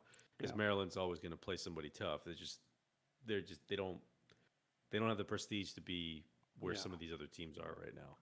Well, I mean, they're in football. They're living off the '50s, when Yeah. Maryland was a powerhouse, where they were up there with Oklahoma and others. but then they lived off maybe the late 70s and early 80s when you had the Claiborne who was at Maryland with Boomer, and then you had what's his name, Slade. So the guy who's the San Diego Chargers coach for a while, who was Was it Georgia Tech's Schottenheimer? coach. Nah, he was Georgia Tech's coach for a while too. Um, but Oh man, the name is escaping me. yeah, any other day I could tell you. But he, yeah, I gotta look that up because that's gonna bother me for here God till damn perpetuity. it. Um, It's like any, it's there. I can in my head, and I can't think of what I can't yeah, think of his because name. he came like after Coryell. Um, it was not Sanders. It was, what was that dude's name? It was Bobby Ross. Yes. Um, so I mean, you had really um, solid coaches, but Maryland is not a football school. It's always been really a basketball school. And then, of course, they hired Turgeon, who just ruined basketball for Maryland. Even though Maryland wasn't that bad, for Maryland it was bad. And I'm happy this year because their new coach Willard has actually got them playing again. But I kind of like in the football is until they beat Michigan or they beat Ohio State, they can't really do much because, or in Penn State, they got to beat Penn State. Um, because that's the measuring stick for football in the Big Ten is you got to beat one of those three schools. And good Yeah. luck because those three schools, you have a better chance of beating Penn State than Michigan or Ohio State, but they almost beat Ohio State one year. Um, and I told one of my friends who's a more diehard Maryland fan than me is almost beating someone one year or just beating them one year is not a measure of success. You got to beat them multiple times. It's kind of like Yeah, I mean, Michigan and Ohio State, right? it might be good enough to sway a recruit from 1 year, but you're also talking about trying to build over the long term. Yeah. You And know, now, and to do that, you have to be consistent, and that's kind of what things are. And the other thing to keep in mind too, right? Like, and things that are really starting to, or the main aspect that's really starting to impact this year's recruiting is the NIL deals. yep. So Yeah. Maryland lost a five-star tight end because of Neil. Um, uh, which they thought they were going to be able to get, but South Carolina beat them with it. Neil has just changed everything. It's even changed it from a perspective if you get a guy to sign, now you got to work hard to keep him. Um, well, not because, only that, I mean, just think about it though. Like, you're essentially at this point, there's what 100 and was it like 114 or 120 schools in the Division 1 or whatever. It's you're essentially rendering probably more than half of those schools as uncompetitive because they're not going to be able to get these recruits anymore. yeah, I think there's like 125 Division 1 Is that what it's football on there? teams. I think it's 125. It may be more. I'll take your Um, word for it. and I think there's like 129 FBS scores, right? So you think I forget what the traveling limit is for the NCAA is, but that's like that's a lot of I mean that's just a lot of different football players, and not all of them are going to be paid well. Um, which is why you're going to see more and more of these top recruits head to these other schools, right? Because if they can pay them well, But I that's mean, just it though. Like, who can pay? I mean, not that these schools are really getting the top guys anyway. But if you think yeah, about it, right, like the the Bowling Greens and the Kent States, like if those teams are never going to compete. You know what I mean? Like, now, the way that it is now, I mean, yeah, they have a shot, but these guys, I mean, I guess what I'm trying to say is we're basically looking at the college football ranks as an uncapped NFL. yeah.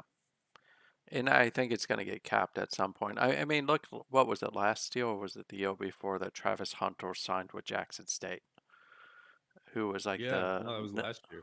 Yeah, yeah, and I think he signed with them over Florida State, if I remember correctly, which is yeah, he why, went there because of Dion.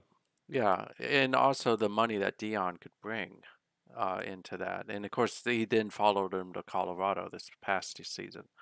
So, um, I told one of my friends is if you think all these players, all 10,000 over 10,000 players are getting paid well, no, they're not. Uh, Most NIL schools are focusing on maybe like 10 to 20 top players, and those are the ones pulling in some money. Now, if you're a top echelon quarterback, yeah, you're probably pulling in more money than I will see in like 5 years in a Hmm. single year, 10 years or 20 years. It's obscene, but it is uncapped. It's the NFL uncapped, which I think at some point they're going to cap it. I think you have to, for competitive reasons. I mean, otherwise you're going to get these like powerhouse schools. I mean, I saw cases where Alabama was basically like, yeah, we're not going to pay you that. Like we can't, we can't afford to pay you that. Like it's just Yeah. not going to happen. So Well, it just makes you think like how far does this actually go? well, think of like the kid at my that signed with Miami, and then his Neil deal fell through. And then I've seen that like at Maryland. I think that there was a kid that actually was like, I want this amount of money. They're like, well, go look elsewhere. We'd love to have you, and we can give you all this other stuff, but we can't afford you. And Yep. also that creates a dynamic in the locker room that you don't even want to talk about. Well, once kids start realizing that this guy's making like 650,000, this guy's making like 6.5 million, and you're getting like 13,000, and he's the guy blocking for you, you may have a little bit of an issue though. You're absolutely right. I mean, I So think, you know, again, what it kind of boils down to is how much are these schools really willing to dish out to win? yeah, You I'm know, hoping Brooks does not put Neil into draft day sports. If you could talk to him about it. You have some sway. Yeah, is he? Oh man, I know of. I haven't. No, no, no. I mean, I haven't heard anything. I have no idea. I'm I not even going to bring it up to him. Other than Neil, bad idea. Let's keep the game pure. so Um, I mean, I'll put it this way: like we're probably coming into a dev cycle right now. yeah, Um, so my thought is like if nil was going to be an option, he would certainly consider it right now. But I would think if people were kind of interested in, you know, or not interested in it, right, that they would just basically voice their opinion, and he's more or less gonna. I mean, again, he and I we're buddies, but and my guess is he'll appeal to the masses more so than he will to however he thinks it should go. yeah. So that's just my take on it. I forget what the football game was that was where you could have dirty, underhanded recruiting, but if you got caught, it penalized you. Um, We've actually talked about that, but yeah, that hmm, would be. I think NCAA, the old school EA games had not the dirty underhanding recruiting, but they had things like grades and whatnot that would cause suspensions and players not to be able to play. yeah, yeah. Bowbound had that as well. Well, you had to pump points into their academics, and if you took really stupid people, they just never would play because they'd always be getting suspended for academics. Yeah, Whereas I like this one is that there are traits in players that they could end up getting arrested. They could end up causing locker room issues. Like I had a guy in WWPF who I drafted, and he's a phenomenal cornerback, but I released him because he kept getting arrested. And I'm like, seriously? Um, how? Why?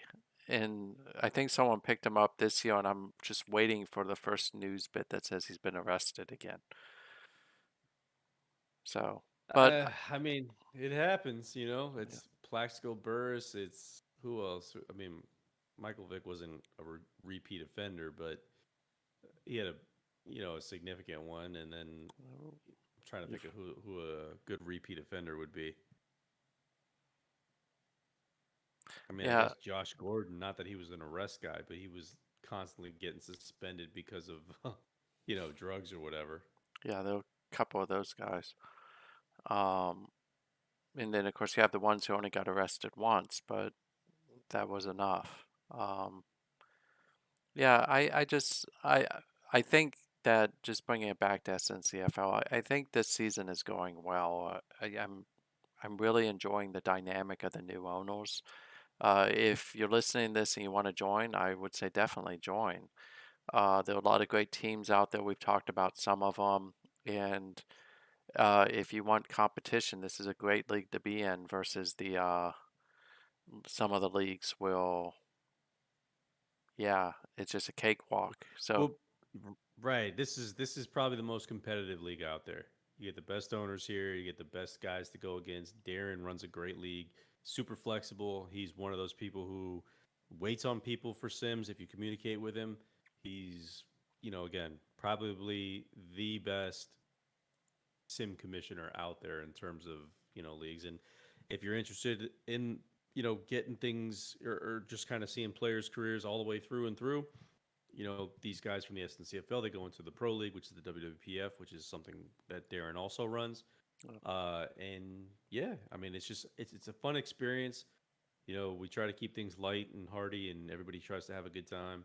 Um, and yeah, for as competitive as it is, everybody's cool here for the most part. I mean, nobody really. We've had a few flake outs, but other than that, it's pretty lighthearted. Everybody has fun. The shit talk is fun. Everybody yeah, goes after one another, and yeah, it's all lighthearted, and everybody enjoys themselves, as yeah. far as I know. No, I think the one person that really went after people is gone, which is good. And again, the uh, the trash talking is at a minimum, and it's like the one kid from the Mighty Ducks movie will, hey, ref, you're not so good, something like that. Right. It's like elementary school trash talking. It's Um, very G rated. and until Skeletor joins the channel, and then it changes. Oh Um, yeah, then it goes into but NC-17. I do think, just a quick plug for WWPF. I think it's interesting that the impact the new owners are having on WWPF. I mean, I think we only have maybe like, well, the whole NFC West is still largely CPU, but almost every other division is maybe one CPU team, and a couple of them are completely full. So we definitely have grown again.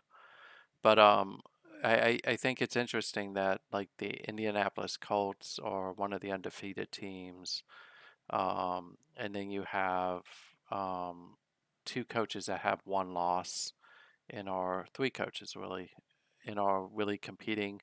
Peter's struggling a little bit again, which I always wonder if it's just him dialing it in. Because he got his out of 4 games, he has 2 losses. That's I a saw little, he's 2-2. yeah. And one of the new coaches beat him too. So, Yeah, um, was it Whisper, right? Whisper took him out with Carolina. yeah, I think it's gonna get really interesting really quick. Uh, like I have Kev coming up, not only with Texas Tech but with Baltimore. Um, yeah, Invisible Witness was the one that took him out. Yeah, And that's then it. you, Not Whisper. yeah, and then you got Rick, who's the new GM over at the Colts, and DWK is doing a really good job with Green Bay. Um, I mean, it's interesting to see, and of course, his Peter's last game he lost to DP with the Jets, but he took Spriggs out again, so which will Oh, drive DP crazy. I was gonna say poor DP man. Uh, Spriggs, all the talent in the world, but can't stay healthy. I mean, he had to have been happy that he got through the Pittsburgh game. He wasn't happy about losing to Pittsburgh, probably, but was happy that Pittsburgh didn't take Spriggs out. and then he gets into the Oakland game and Spriggs gets taken out. Um, Poor bastard. yeah, well, and that doesn't bode well with because I think he has a game with Shark coming up sometime soon. Um, and Shark's off to a Yeah, pretty fast start. him and Um, Shark always have good games. yeah, well, that AFC East is fun to watch. I wish somebody would take Buffalo. Um, and then yeah, I Templar is like loving the fact that Gary's not at Philadelphia anymore. I would imagine. I mean, the fact that he's winning, kind of, that's enough in and of itself, right? He's Because undefeated. Templar, longtime owner who I don't want to say has been bad, but has not been the most successful owner in terms of wins. He's actually one of the better owners overall. But he just hasn't been, you know, successful in terms of wins. He's super active, has a fun playing the game. Is very very. He communicates very well. He comes into the chat and he stirs shit up. He actually handles the WWPF Twitter, which Yeah, give him a nice little plug there. Um, but yeah, no, I mean that's I don't think I've ever seen a scenario where Templar's been number one in the WWPF, and I've been around since the early days. So yeah, he is. He's right up though. He's one of like the four teams that are still undefeated. Uh, he's number two, right behind Pittsburgh. Um, and Pittsburgh's driving me nuts anyway. So because I can't find a good quarterback, so I'm going back to my old days of I'm just going to run the ball and play defense. yeah, but there you go. I mean, even then, like there's different strategies, man. There's Yeah, different things that you can do to make things better, worse, however you want to look at it. yeah, So, all right, man. You want to go ahead and yep, call it there? We've been going for about 2 hours. yep. I didn't I realize we think were that's going that long. perfect. So, everyone, All right. thank you for your time. And just quick shout out for Frankie, who hosts a lot of our different podcasts. Definitely check him out. He is a extraordinary gamer in general, especially when it comes to the shooters. Ah, Um, I've lost some of my zip a little bit. I was talking about that with Brooks and another buddy the other day that I'm not nearly as good as I used to be, and then the results are showing it. yeah, but you're still pretty good. I've seen your channel a couple times. So, um, Well, I appreciate it. Thank you. but thank you again, and we'll do these once in a while. But thank you for your time. Hopefully, you learned some things, and this was the week 9 recap. Yep, week 9 recap. Thanks, Darren, for letting me host and be a part of it. And we will catch you all on the next one. And yeah, thanks again for the time. And we are out.